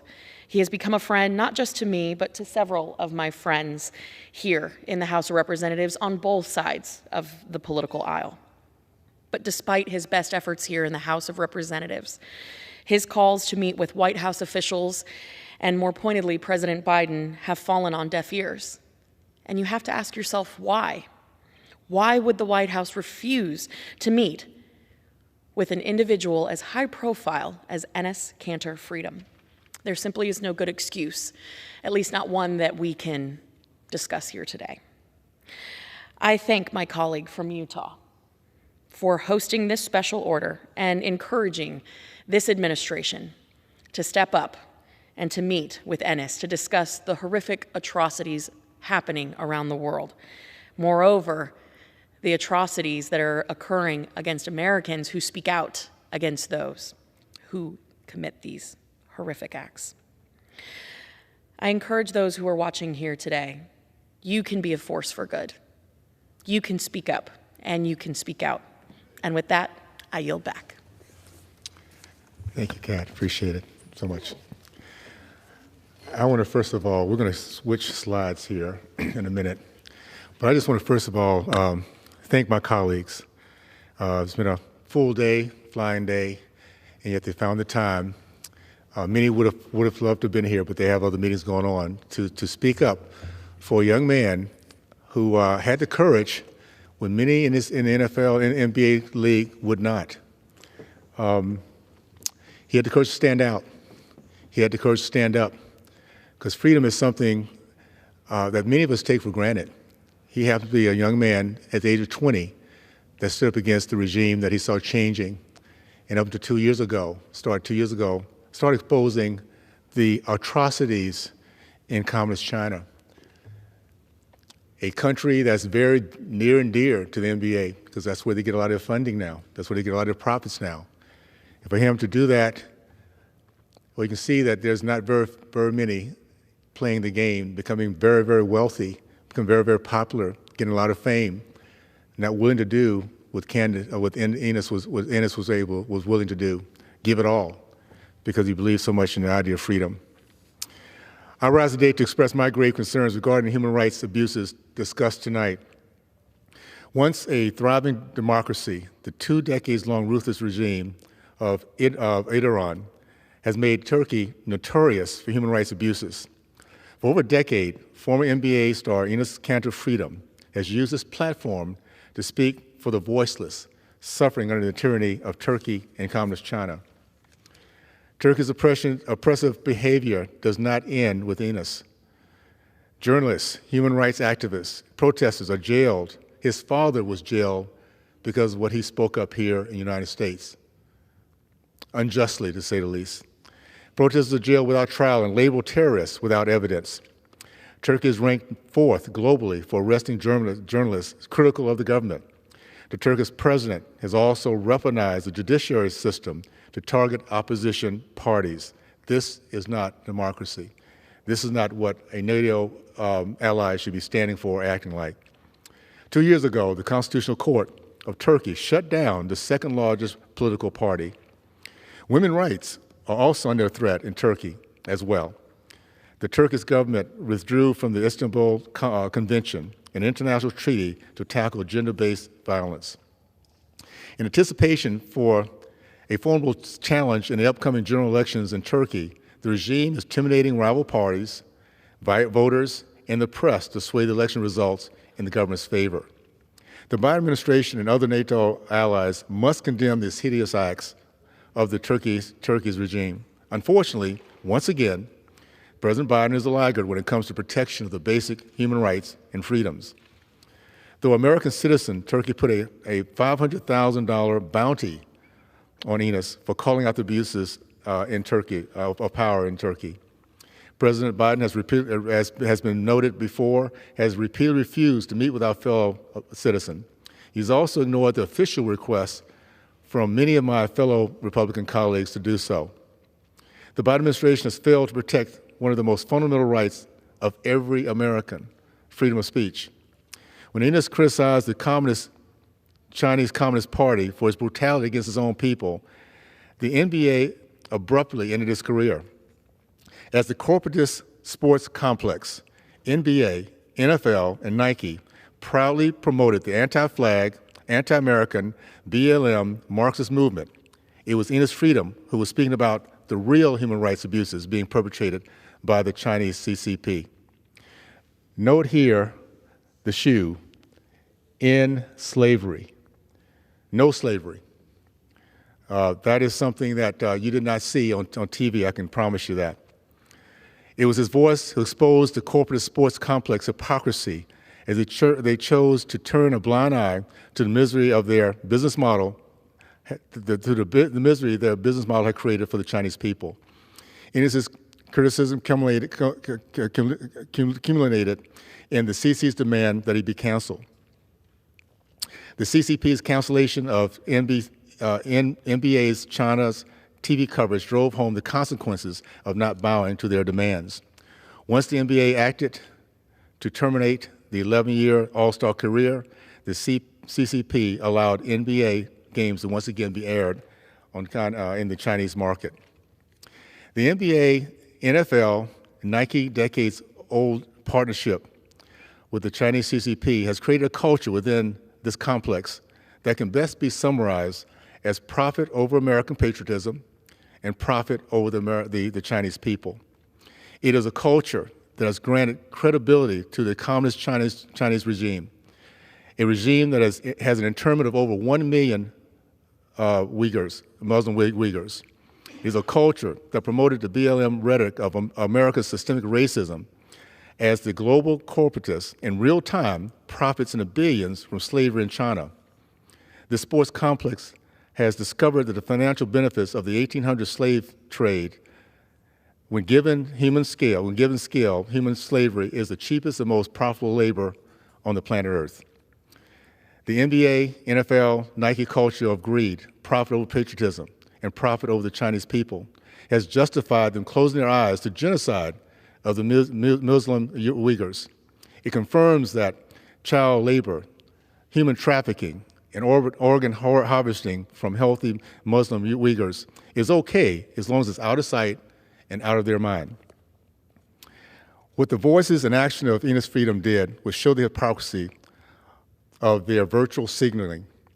As the NBA handed out slogans to players on their jersey to support the Black Lives Matter, he was wearing these shoes that highlighted the real issues, atrocities of slavery in China. Again, this is what was not seen on primetime TV. On a side note and a personal note, where are the activists, the activist voices of these corporatist sports complex as they, throughout our country, see the hopelessness of black youth callously killing each other by the thousands? Where are their BLM slogans and messages on the sideline as in every urban city, our educational system betrays at-risk kids by the millions?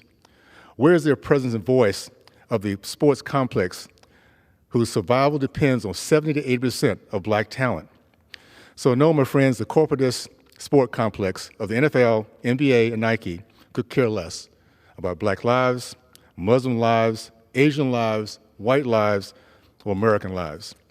For them, it is indeed profit that matters. If turning their backs on their loyal fans here in America, betraying the values that has made us the greatest country in the history of mankind, so be it. Profit over patriotism. One of the values that the Republican Conference holds dear and will make clear is loyalty to our fellow countrymen and women. Turkey, remove the bounty of Enes Kanter Freedom and any other American citizen. If not, there will be legislative actions from this body, I can promise you. We call on the Turkish government to release all political prisoners and cease its persecution of the Hezbollah movement and its members. We expect a NATO ally to respect free speech and assembly and to uphold its international obligations to protect human rights. Let us not be the generation that history looks back on as one of moral indifference. Let us not be the generation that is compared to the 1800s pre-Civil War era when industries flourished from the demands of cotton as they portrayed their commitment to our human rights of life, liberty, and pursuit of happiness. Enes Kanter Freedom has shown the bold courage, tenacity, and empathy that defines our American way. For the millions who depend on the American resolve to remain the shining city on the hill, we are committed to freedom and liberty in every corner of the world. We must do so, stand, rise, support those Americans who speak and stand for freedom and the freedom of speech. And let's make sure as Americans, we're not looked at as one who dropped the ball in this case. Thank you, Mr. Speaker, and I yield back my time. The Speaker's announced policy of January 9th, 2023. The gentleman from Illinois, Mr. Jackson, is recognized for 60 minutes as the designee of the minority leader. Mr. Speaker, I ask unanimous consent that all members have 5 legislative days to revise and extend the remarks and include any extraneous material on the subject of this special order. Without objection. It is with great honor that I rise today to co-anchor this CBC Special Order Hour along with my distinguished colleague, Representative Sheila Superfluous McCormick. For the next 60 minutes, members of the CBC have an opportunity to speak directly to the American people on the Default on America Act, Speaker McCarthy's draconian plan to default on our debt. The act proposes drastic cuts to vital government programs such as SNAP, Social Security, and housing programs, which serve as lifelines for our communities. There's a group within the Republican Party that are holding these programs hostage in exchange for paying the debt we have already incurred. However, the CBC is here tonight to declare that this approach is a non-starter and we will not negotiate over paying the nation's bills that we have incurred. We advocate for a clean debt limit, a bill that will protect the well-being of our citizens and our nation's financial stability. This issue holds great importance to the Congressional Black Caucus, to our Congress, and the constituents we represent, and all Americans. I will now like to yield my time to my co-anchor, the Honorable Congresswoman Sheila McCormick. Thank you so much to my co-anchor, Representative Jonathan Jackson. Mr. Speaker, I rise today to voice my deep concern with Speaker McCarthy's reckless plan to address the debt ceiling, which will impose a hardship on working Americans. Instead of solving problems, House Republicans are holding our nation hostage and demanding that their ransom be met. Let us not beat around the bush. Caps equal cuts. And Speaker McCarthy's brinkmanship is dangerous. If extreme Republicans have their way, communities across the country will suffer. The 320-page proposal from the other side of the aisle pushes forward drastic cuts to government programs that families in the district desperately need. The Republican Party seems to be more focused on padding the pockets of large corporations and billionaires instead of lending a hand to working Americans. The GOP framework is nothing short of a catastrophe. It includes sweeping cuts to SNAP and food assistance programs that low-income families depend on. It destroys President Biden's student loan debt agenda under the guise of fiscal responsibility. It imposes cruel Medicaid work requirements, ripping health care coverage directly from people's hands. It would rescind $80 billion allocated to the IRS through President Biden's historic Inflation Reduction Act.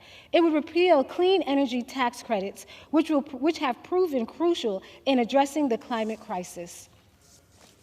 What Republicans are proposing is just not the best interest of our working people. The American people need a government that works for them, not against them. There will certainly be an opportunity to debate the GOP's right-wing policy proposed down the road, but doing so at the expense of the American people through gamemanship is reckless and irresponsible.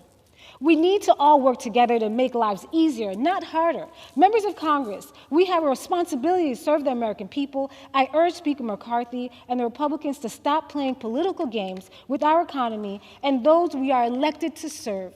With that, I'd like to yield my time back to our anchor, to my co-anchor, Representative Jonathan Jackson. Thank you, Honorable Sheila McCormick. At this time, Mr. Speaker, I would like to yield my time to the Honorable Distinguished Californian Congressional Leader, Mrs. Maxine Waters. Thank you very much, Congressman Jackson. In just a few months, the United States is on track to default on its debt for the first time in history. This is because Speaker McCarthy has unveiled a bill that he claims will fulfill our debt obligations. But in reality, it will cut access to critical social programs supporting education, food assistance, health care, and housing, devastate our economy, and because we all know it is a dead-on-arrival bill, it will crash our global financial markets. According to Moody's, under McCarthy's legislation, 780,000 Americans will lose their jobs, and our nation's unemployment rate will surge. And we all know that this pain will be borne disproportionately by people of color.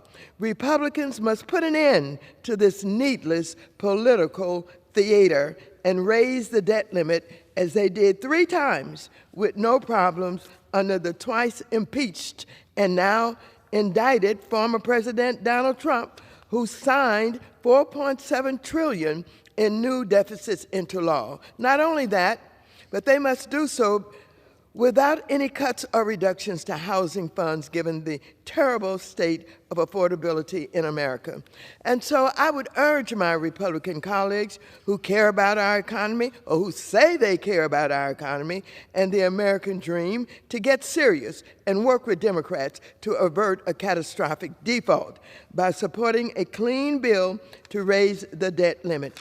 Ladies and gentlemen, this should not be about politics.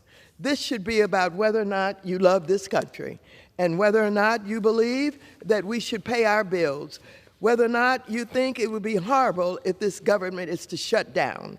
If we don't pay our bills and the government shuts down, employees will not be able to put food on the table. They will not be able to pay the mortgage or the rents. They will not be able to support their children in the ways that they should be supported.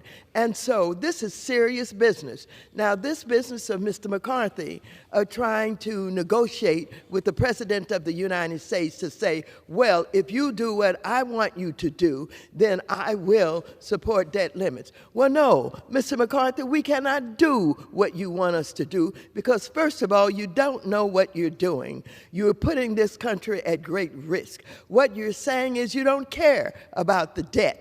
You don't care about the fact that there are people waiting to be paid that we owe. You don't care whether or not there's a government shutdown.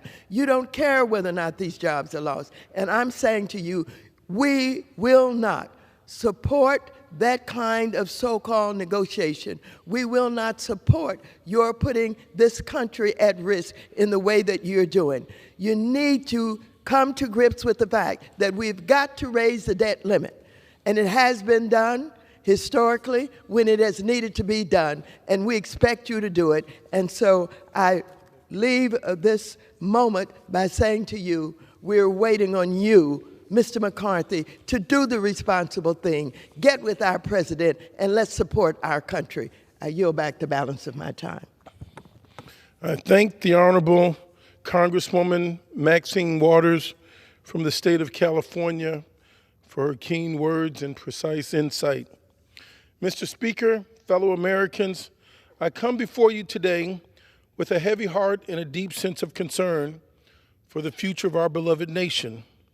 It appears we have reached a crucial juncture where our democracy's very essence is being challenged. The Republican proposed budget, also known as the Default on America Act, seeks to slash a minimum of 22% from non-defense discretionary programs as a condition for raising the debt ceiling. Mr. Speaker, this money has already been spent. It has benefited the American public. This is a game of brinksmanship, but that has dire consequences even for us having the conversation. The plan contains severe cuts to essential programs like SNAP. SNAP, the acronym meaning Supplemental Nutritional and Assistance Program. I shall repeat, Supplemental Nutritional and Assistance Program. This is for people that simply do not have enough to eat in our great country. This plan also contains severe cuts for Social Security and housing assistance, which act as crucial lifelines for all of our communities. This minority group within the Republican Party has callously using these indispensable programs as bargaining chips, bargaining on the backs of the most vulnerable. This strategy not only endangers our economy, but undermines the foundation of our society. For residents of my district in Illinois, the 1st Congressional District, the consequences of not raising the debt ceiling and defaulting on the debt would be dire. I am compelled to share some startling statistics with you today.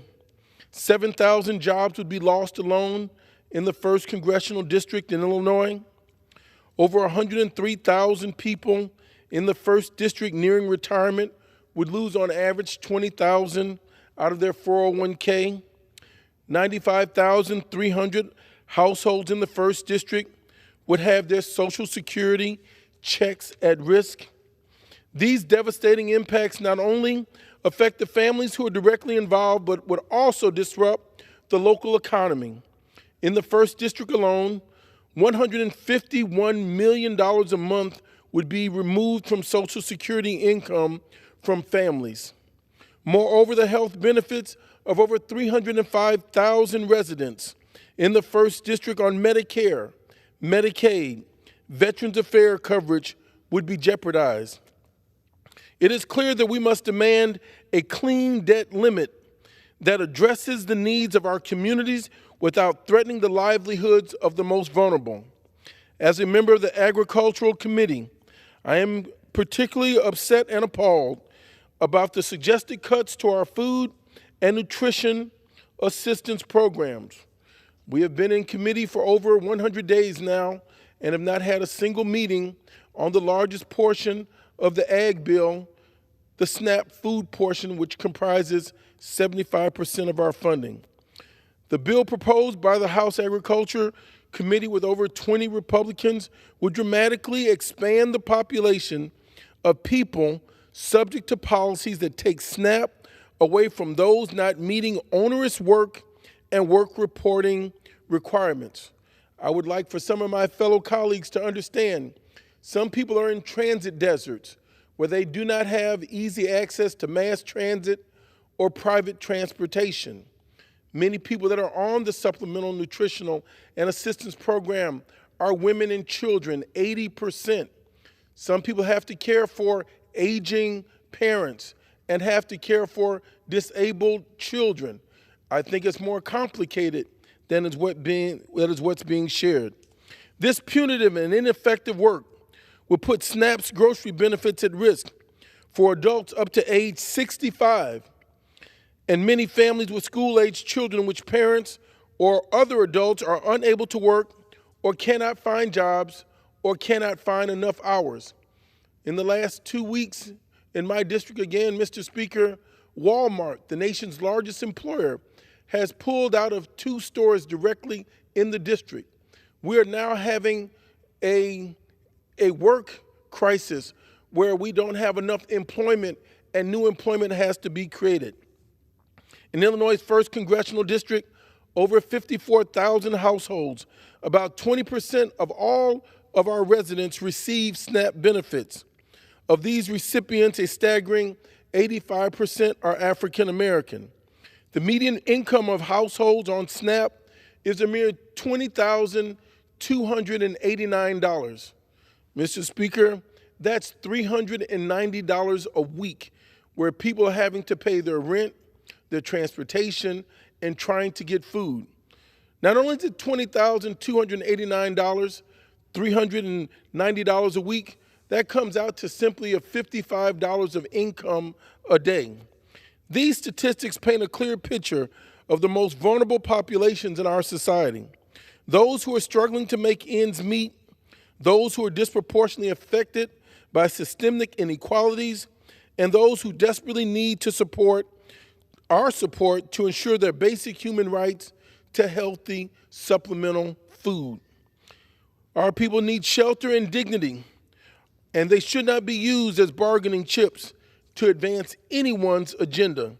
In the face of these proposed cuts, we must acknowledge the catastrophic impact that they would have on our nation's housing. A fundamental human right that is critical to the health, safety, and dignity of all of our citizens.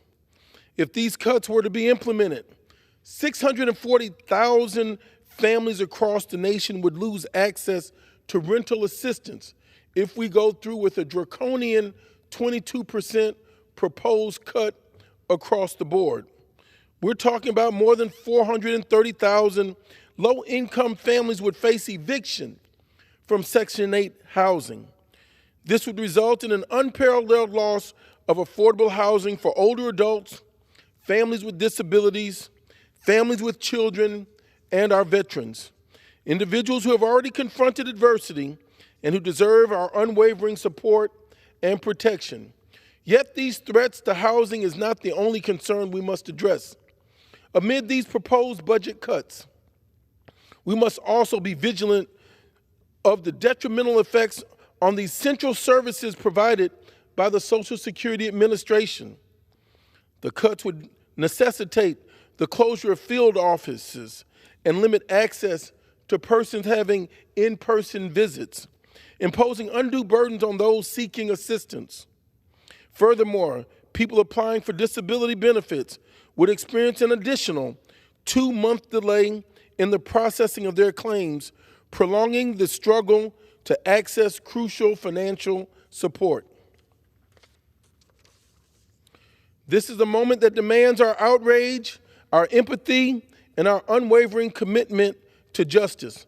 It is a moment that calls upon each and every one of us to stand up and say, no more, not to negotiate with the debt ceiling. The bills are already due, and our nation has the character, the capacity.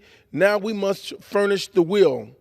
I hope Wall Street is watching tonight, because the schism and the gap between the proposals is stark and the time is limited. We will not allow policies that perpetuate inequality to widen the chasm between the haves and have-nots. We will not be complicit in the erosion of the very foundation upon which this great nation was built.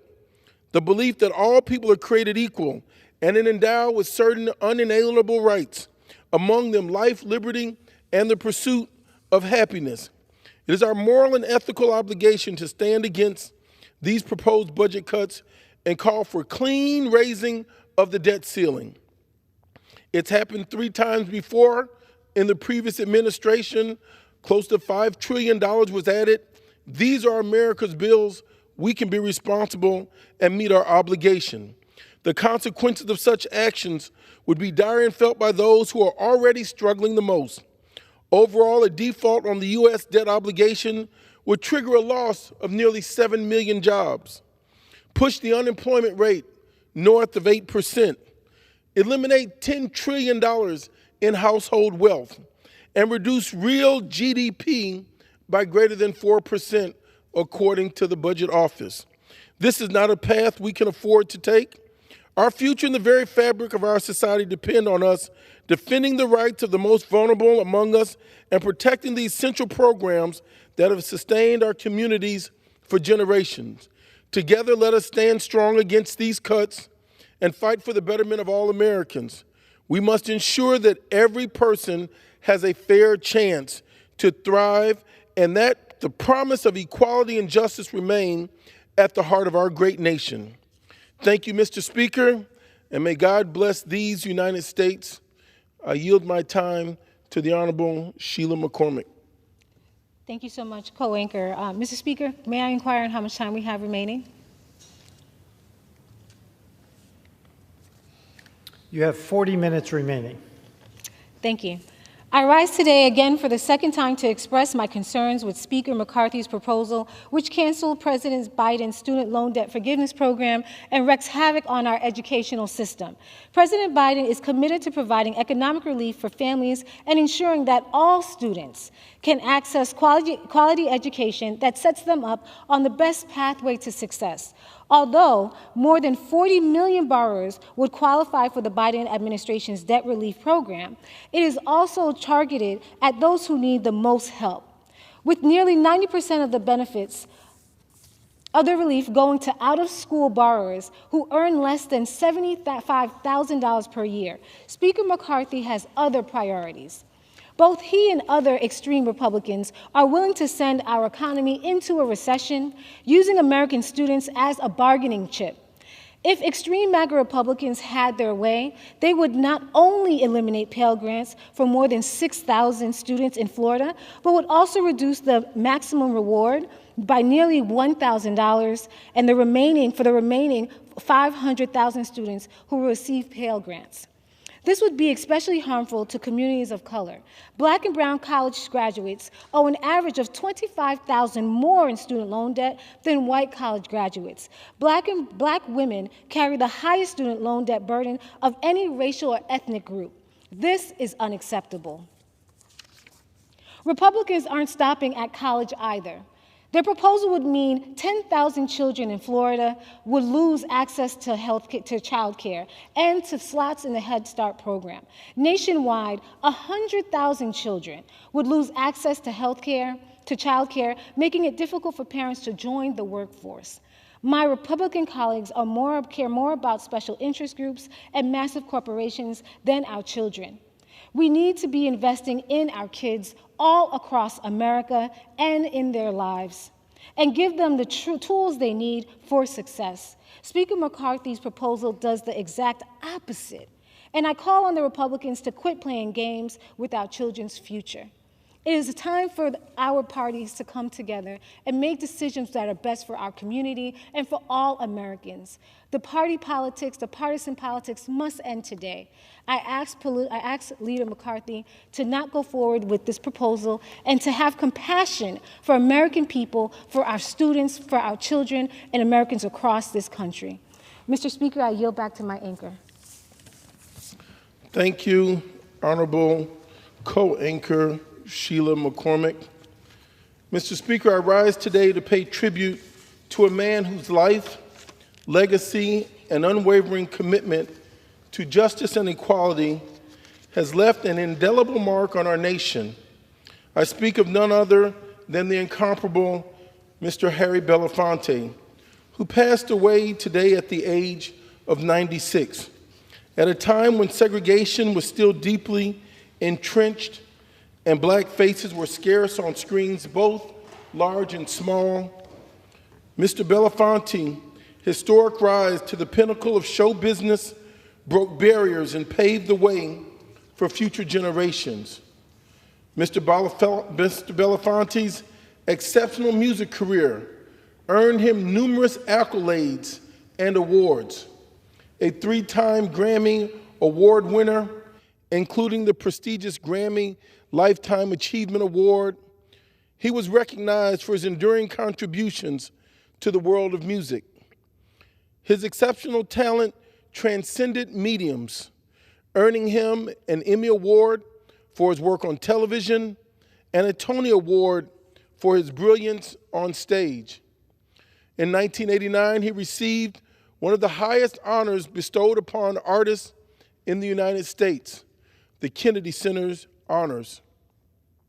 Our nation continued to recognize his extraordinary contributions when in 1994 he was awarded the National Medal of Arts for his significant impact on American culture. In 2014, he received the Jean Hersholt Humanitarian Award at the Academy's 6th Annual Governor's Award. And in 2022, the world of music paid homage to his influence by inducting him into the Rock and Roll Hall of Fame in the Early Influence category. As we celebrate Mr. Harry Belafonte's life and memory, let us also remember that he was much more than an extraordinary entertainer. I've had the privilege and honor and privilege of meeting and knowing Mr. Belafonte, and what attracted me to him the most is that he was a tireless advocate for civil rights, using his fame and fortune to further the cause of equality and uplift the lives of countless African Americans. He used his celebrity, his wealth, his power and influence to transcend the racial divisions of our day and time. He contributed to Reverend Martin Luther King at the height of the civil rights challenges in America. It says something about where do you stand in times of challenge. Belafonte's close friendship and support of Reverend Martin Luther King exemplify the duality of his life's work. He stood before Mrs. Coretta Scott King and Duke Ellington at the Salute to Montgomery in 1956, raising funds for the civil rights movement when it was not popular, but it was the right thing to do. Part of his legacy he leaves behind is a call for a current generation to use their celebrity, their influence, and their access as they walk the corridors of power to give truth in high places. During the tumultuous 1960s, Belafonte continued to provide much-needed financial assistance to the Southern Christian Leadership Conference, most notably during the Birmingham, Alabama campaign. He opened his home and his heart, inviting prominent individuals for a meeting where Reverend King and Reverend Shuttlesworth, Attorney Fred Shuttlesworth, laid out their plans and appealed for support. Belafonte answered the call, not seeking a car, not wanting a bigger house, not wanting to boast about his earnings. He raised over $50,000 and donated it to the civil rights cause to keep Reverend Martin Luther King's movement and our movement alive. To enable the campaign to proceed, even while Reverend Martin Luther King was in jail in Birmingham, writing the letter from a Birmingham jail. He worked the outside, while Reverend Martin Luther King worked the inside. In the aftermath of Reverend Martin Luther King's tragic assassination, it was Mr. Harry Belafonte, not the entertainer, but the activist, who continued to fight for his dream, who gave the King family financial support after their father was slain with 4 young children at home, serving as the executive of the King's estate and chairing the Martin Luther King Memorial Fund. His commitment to civil rights and humanitarian issues never wavered, and his voice rang out in support of those who sought justice and equality, both at home and abroad. So my fellow Americans, as we honor the life and memory of Harry Belafonte, let us remember his unwavering dedication to the cause of justice, and let us strive to carry on his legacy by standing tall in the face of challenge and controversy. Reverend Martin Luther King said, it's not where you stand in moments of comfort and convenience, but where you stand in moments of challenge and controversy. Let us, like Harry Belafonte, be champions of equality, guided by the principles of compassion, empathy, and love. Mr. Belafonte once said, "Each and every one of us has the capacity to be an oppressor." I want to encourage everyone to interrogate how we might be an oppressor and how we might be able to become liberators for ourselves and each other. In the spirit of these words, let us forge ahead, harnessing the power of our collective talents and passions to drive change and create a more just and equitable world for all. Let us not only celebrate his achievements, but also emulate his unwavering actions and dedication to the cause of justice. Let us strive to become liberators for ourselves and for each other, working tirelessly to ensure that the torch of equality and freedom continue to burn brightly for generations to come.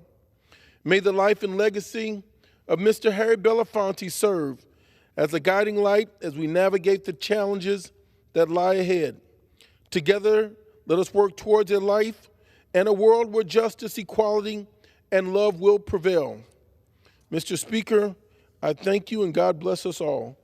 I yield my time to Congresswoman Sheila McCormick.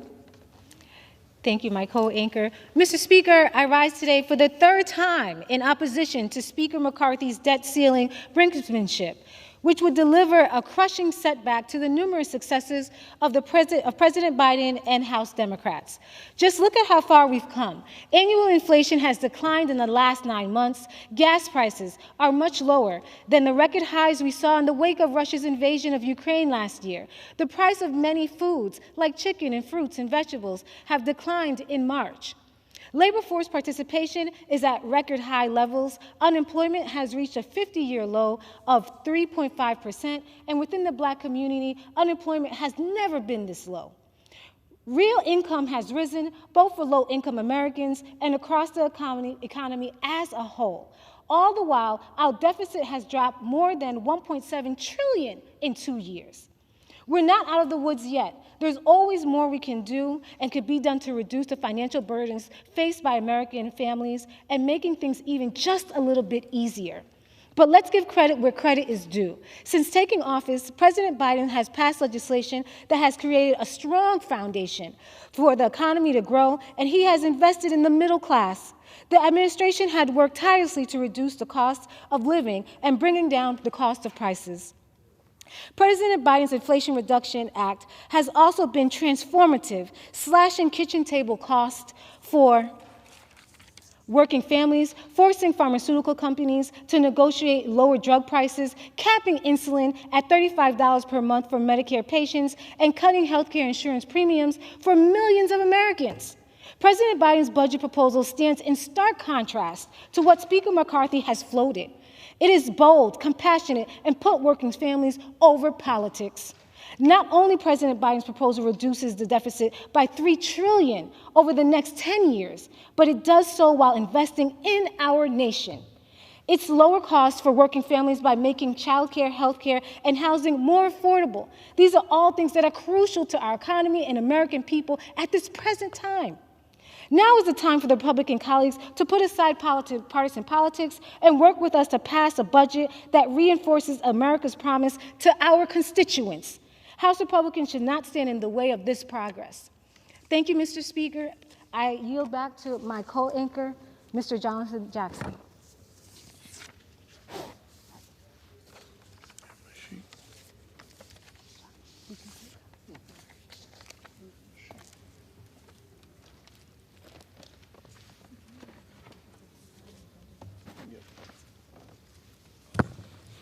Mr. Speaker, you've heard from my distinguished colleagues about the American debt cliff that we are facing.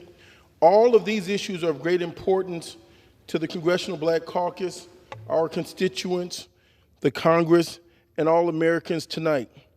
With that, Mr. Speaker, I motion to adjourn the House at this time.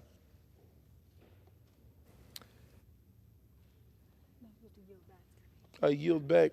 I'm doing something wrong.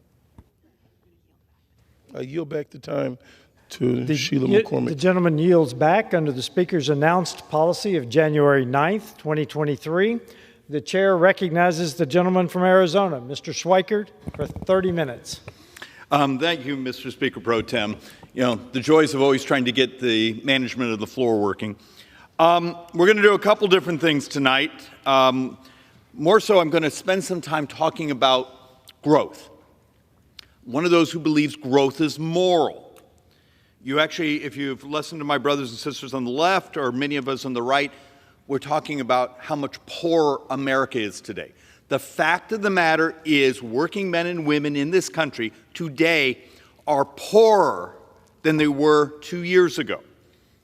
From the day Joe Biden was elected to today, if you're in my district, I have one of the highest, if not the highest inflation in America. I have the Phoenix Scottsdale area. You're about 6% poorer because inflation has been this high, your wage growth is here. So it's always amusing to me when our brothers and sisters on the left, you know, we talk about income inequality, working men and women, and then the very, very policies that are advocated basically make us poor. So another thing I got to say this over and over and over and over and over.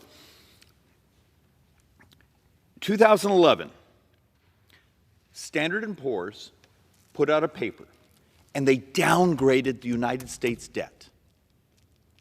And their downgrade was a tick. So it was we were AAA, and we went to AA+.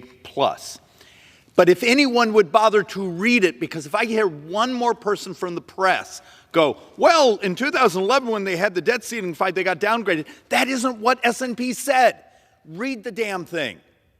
It's very simple. We got downgraded as a country because we were not doing anything about debt. It makes it very clear, and I did this a couple weeks ago here on the floor. I read part of it. It basically says the United States Congress basically is not taking the debt seriously. It was not about the debt fight. It was about the solution that came to negotiate to raise the debt ceiling didn't actually have enough teeth and mechanisms. And I must tell you, Mr. Speaker Pro Tem, the debt is dramatically, the demographics are dramatically worse today than they were in 2011. So let's do a little bit of a conversation. One thing it has driven me nuts, and I've been here multiple times to the floor with different economic boards, but the Democrats' Orwellian named Inflation Reduction Act. If you actually look at the spending in there, they put in about $271 billion of functionally grants, handouts to clean energy companies.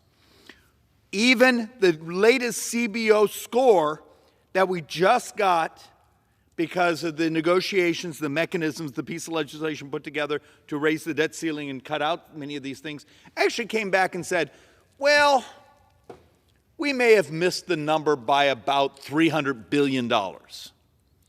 In other words, our own congressional budget folks basically missed it by 100%. Now, what is it? Goldman Sachs came and said it would be $1.2 trillion in spending. But CBO at least now has updated their numbers. This is the sort of thing that if you think about those levels of spending, and then you call something the Inflation Reduction Act, and then you wonder why inflation continues. And one of the really disturbing things, even on last month's numbers, is the core number. The core inflation in the United States is staying pretty solid. The danger in that is everyone gets a little bit giddy, fuel prices, food prices go down, but they also go up. Those are actually numbers that move up and down an awful lot. But when the problem is the core gets built into everything. And the effect that's going to happen on your pension, on your family's ability to ever buy a house, on the Social Security pension system, you do realize we lost an entire year of actuarial soundness. Now the Social Security Trust Fund is functionally gone in about 9 years, 8.5 years. At that moment, if you're on Social Security, you will be taking a 23% reduction if we do not find a way to fix it. Almost every bit of that loss of a whole year from the previous actuary report was the inflation COLA.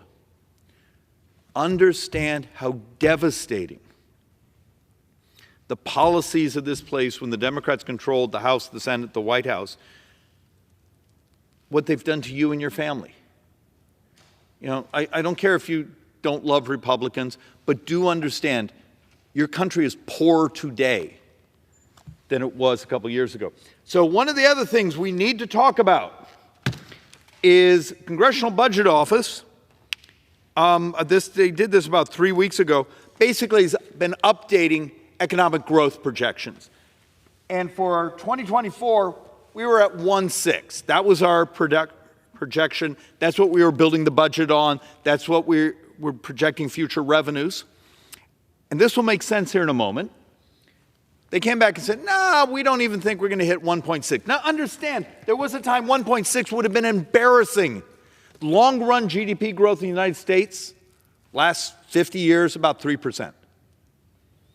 So we've halved that, and now we've actually got it down to 1.2.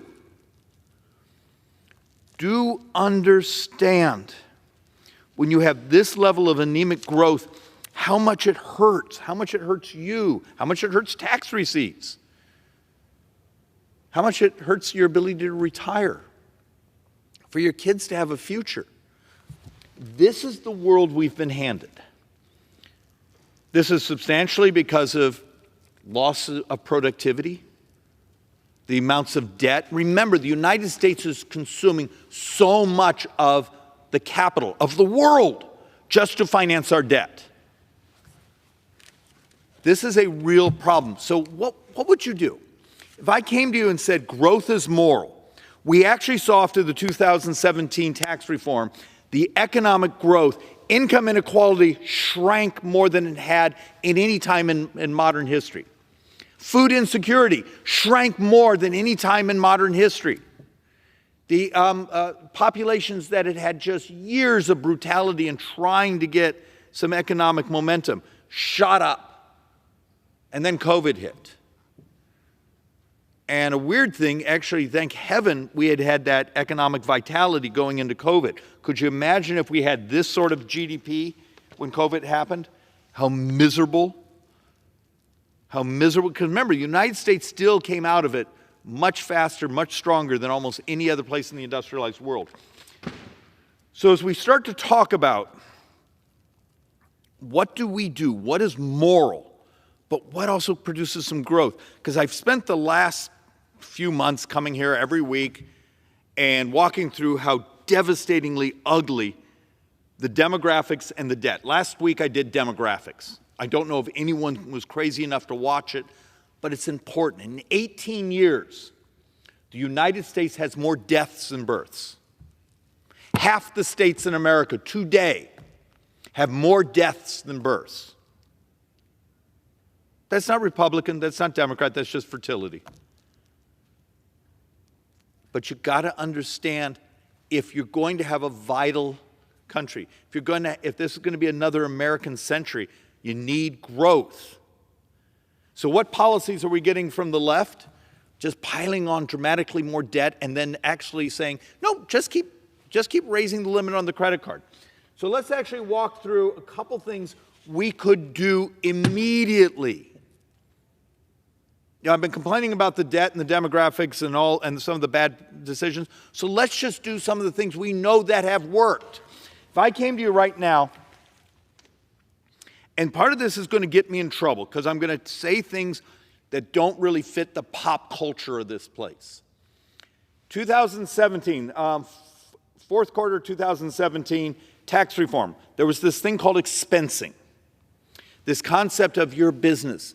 You buy a piece of capital equipment so you can make more stuff, make it better, faster, cheaper. Remember your high school economics class. There are functionally two things that drive up wages. Inflation. Well, when your wages go up because of inflation, did you really get anything? Your purchasing power, you're often behind, if not just getting back up to even. But the second thing that raises wages is productivity. You get wealthier, the country gets wealthier, society gets healthier. when we get more productive? Well, it turns out in that 2017 tax reform, and you can actually sort of see some, because most people don't realize the tax reform kicked in 2018, but we actually had a backwards looking for anyone that made those capital expenditures in that fourth quarter of 2017. So you could actually you can see it right on the charts. All of a sudden, these capital expenditures, businesses, organizations going out and saying, we're going to buy that new piece of equipment. We're going to buy those new trucks so we have more capacity. And you can actually see it. And that actually did this remarkable thing growing the economy. Now, here's where I'm going to get myself in trouble, but the math is the math, and the math always wins.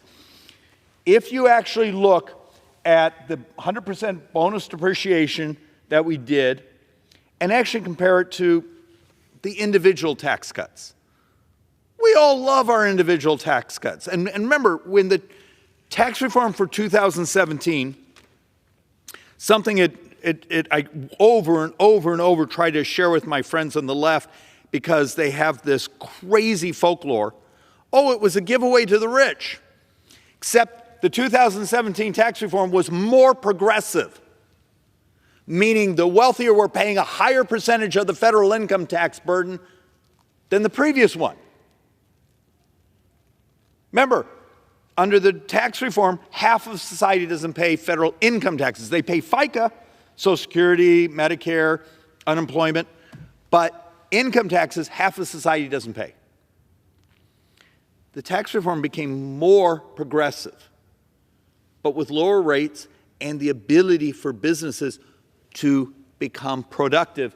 And a crazy thing we found in the data set and this is just a chart trying to say, for every billion in your immediate lost revenues in the tax reform, if you do it on individuals, you get about 0.1%, a little over that, in GDP growth. But when you do it in expensing, and there's a punchline coming here, you actually get over 0.6% growth, which in an economy our size is massive. Well, it turns out, if you actually really think about this, and this is one that's going to be a little hard, and so this is the moment, anyone watching, if you don't like accounting, please, you may want to go find something on Netflix. If you buy that piece of capital equipment so you can be more productive, and because you got more productive, your efficiencies, you can pay your workers more, your workers actually are doing better in life, but you have this thing called depreciation. Hey, I'm going to take that over 7 years, and each year I get to take a little bit of it. Well, if you actually read how the tax code works, I'm going to show you some slides, you actually end up paying taxes on revenues you haven't even produced yet, because the way depreciation works. But if you get to take it all at one time, you speed up the capital cycle, meaning I bought this piece of equipment, we got this much more productive. Oh heaven, it's 3 years later, I can buy the next one and expense it then and get that much more productive. And you could actually see what they call a productivity cycle. But the tax receipts are a timing effect. So you get this depreciation, well, it's actually would look more like a curve going this way, over 7 years, or you take it in 1 year. But the basic depreciation you get is the same. It's a timing effect. And the reason you'll see CBO score says, well, this costs money because we're always doing things in a 10-year window. And then you often don't get the dynamic score of what happens when you had the productivity step up and what's that produce in tax receipts. And then the new one, and the new one, and the new one. So this is always very hard, particularly for those of us that get elected. Everybody loves their individual tax cut. But if you want to grow the economy, ideas like expensing, that immediate depreciation to make society more productive, that's where you get your bang for your buck. And this was my attempt, and we sort of stole this from, I'm not even sure where we got this slide, but this is sort of walking through the depreciation cycle of, if you had $100, you get to depreciate $98 of it, but there's $11 of that piece of capital equipment that you don't get to depreciate, And by the time it's done, you actually are paying more taxes because of the timing effect, and that portion of it you didn't get to depreciate. You don't actually get the full value of the depreciation the way the tax code's written. All right. So the basic argument I'm making here is, as we're starting to think about what are things we could do, where I'm hoping the White House, the folks down the hall we call the Senate, maybe even the Democrats on this side, what are the things you could do if they actually really cared about the fact that Americans are poorer today? Well, what I need is wage growth going up faster than inflation. Well, we know over and over and over, permanent 100% bonus depreciation, which that's expensing, is the fastest way to actually step up that productivity because it's an instant, but it works particularly important during a time of inflation. And I'm going to bear with everyone because I've never actually tried explaining this behind a microphone. It's always been in my head. But I'm going to try to explain this. A piece of equipment costs $100 today. You go and it's a piece of equipment that you have to depreciate because the tax code now says you have to depreciate it over time. But you get ready to buy it, and tomorrow it's no longer $100, it's $120. The fact of the matter is, as it goes up, the value of that depreciation over time compared to the productivity you get from it is lost. In expensing, if inflation goes up, if it's $100, $120, you get to take 100% of it immediately. The argument is what's happening right now in this year, because in part of the tax reform from 2017, today, you no longer get to take 100%. You get to take 80% of it and expense it. Next year, it will be 60% and expense it. But you see what's happening. As you can only take less and less of the cost of that piece of equipment and the price is moving up, the gap expands. And all of a sudden now I have to cover that bigger gap because of inflation. If I have to depreciate it, it's much harder to get your value back. If it's expensing, even with inflation, you at least get the value back immediately. There's an argument that basically says from a bunch of the tax experts that if you want growth in the economy without inflation, you want wage growth in the economy without inflation, going back to 100% expensing is the most powerful tool we have.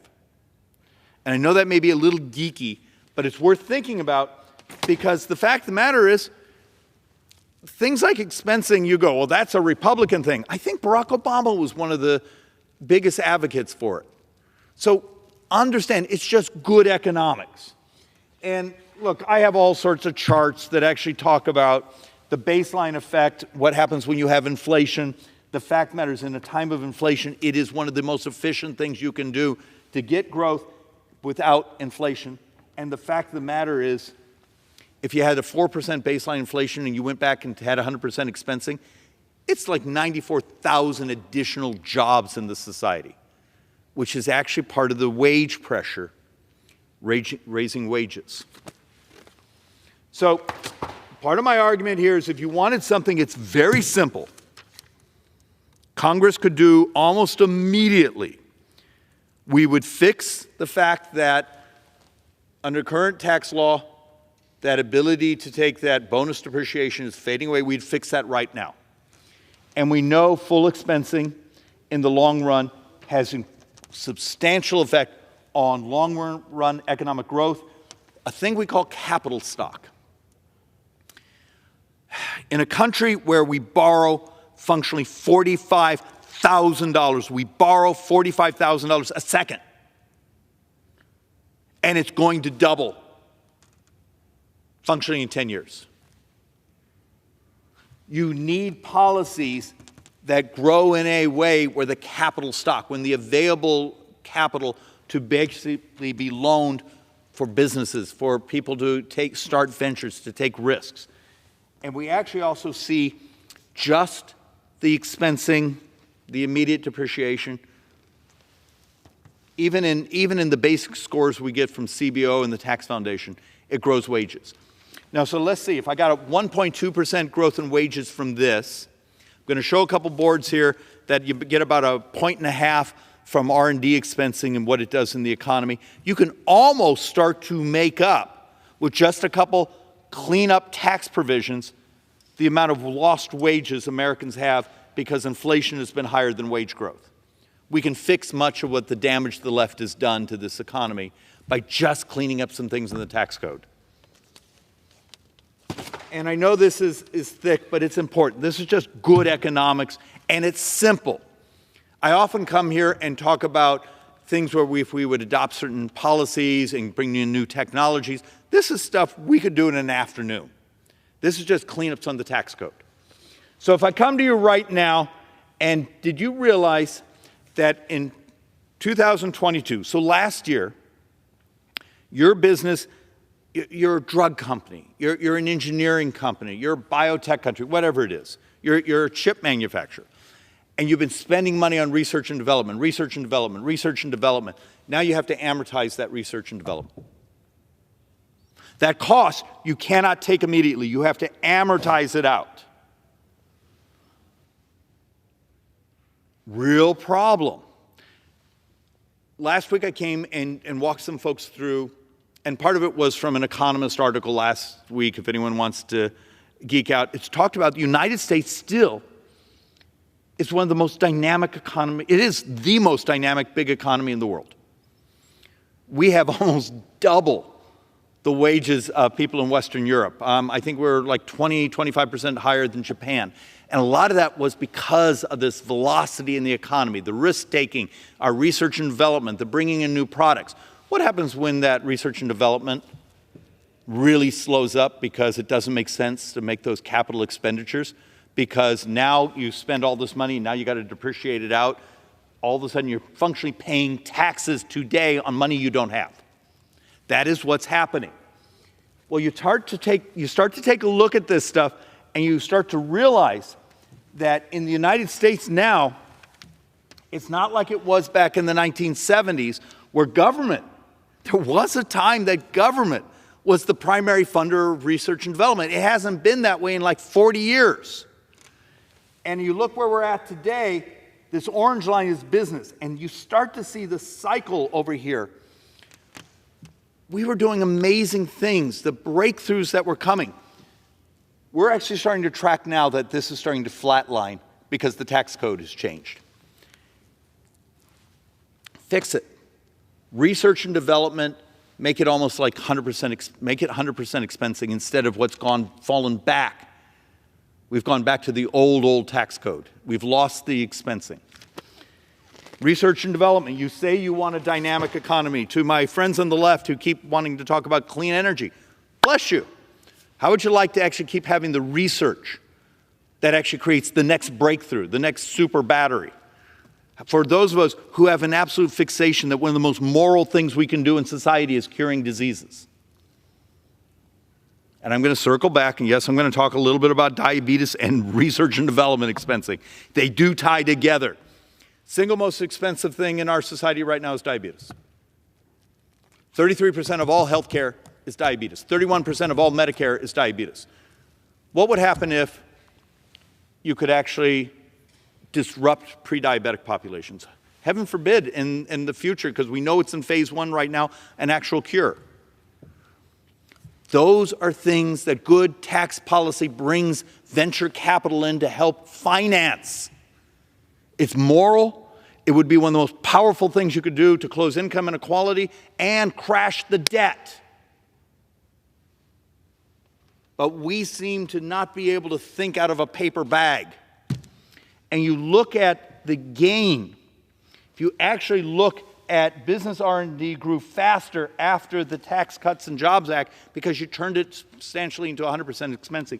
You take a look at these huge step-ups where the United States was the innovator in the world, bringing on new products faster, better. And you could actually see this in wage growth.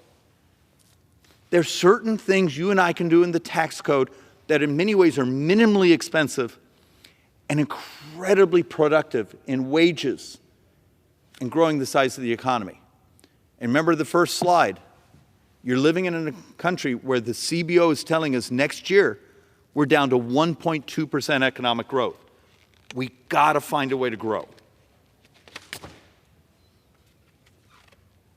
And if you actually look at what's happening right now, the private R&D investment was growing and growing and growing, and now it has begun to flatline out.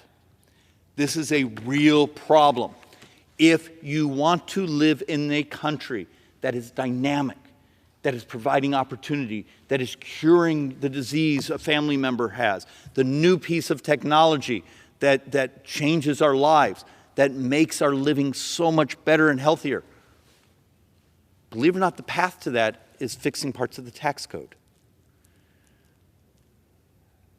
Mr. Speaker Pro Tem, the only argument I'm trying to make here is I often come behind this microphone with absolutely dour, nightmarish discussions. I mean, the one I've gotten the most complaints about is I've been bringing the charts for the last couple months showing in 9 budget years, in 9 years, you can get rid of every dime of defense.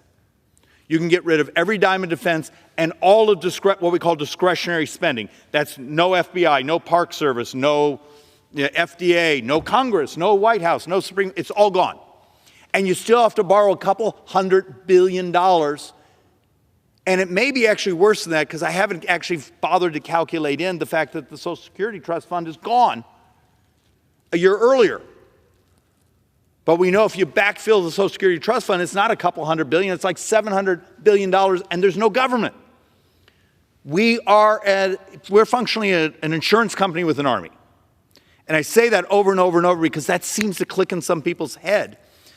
If I get one more idiot, if I get one more individual who's functionally been lied to over the decades by the political class, we can get rid by waste and fraud or taxing rich people more, or if we got rid of foreign aid, we'll be fine. I have one woman who insists, she keeps texting me, if we just got rid of members of Congress's pensions and salaries. I did the math for her while she was on the phone with me.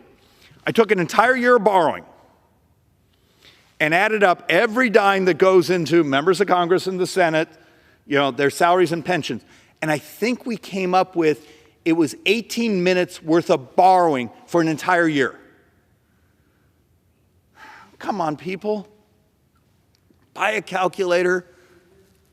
Stop living in a fantasy world. There are solutions here. We just need to embrace them and move forward.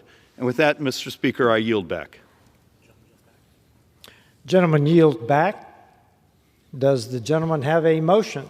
Mr. Speaker, I move the House be adjourned. The question is on the motion to adjourn. Those in favor say aye. Aye.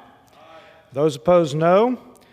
The ayes have it. The motion is adopted. Accordingly, the House stands adjourned until 10 a.m. tomorrow for morning hour debate.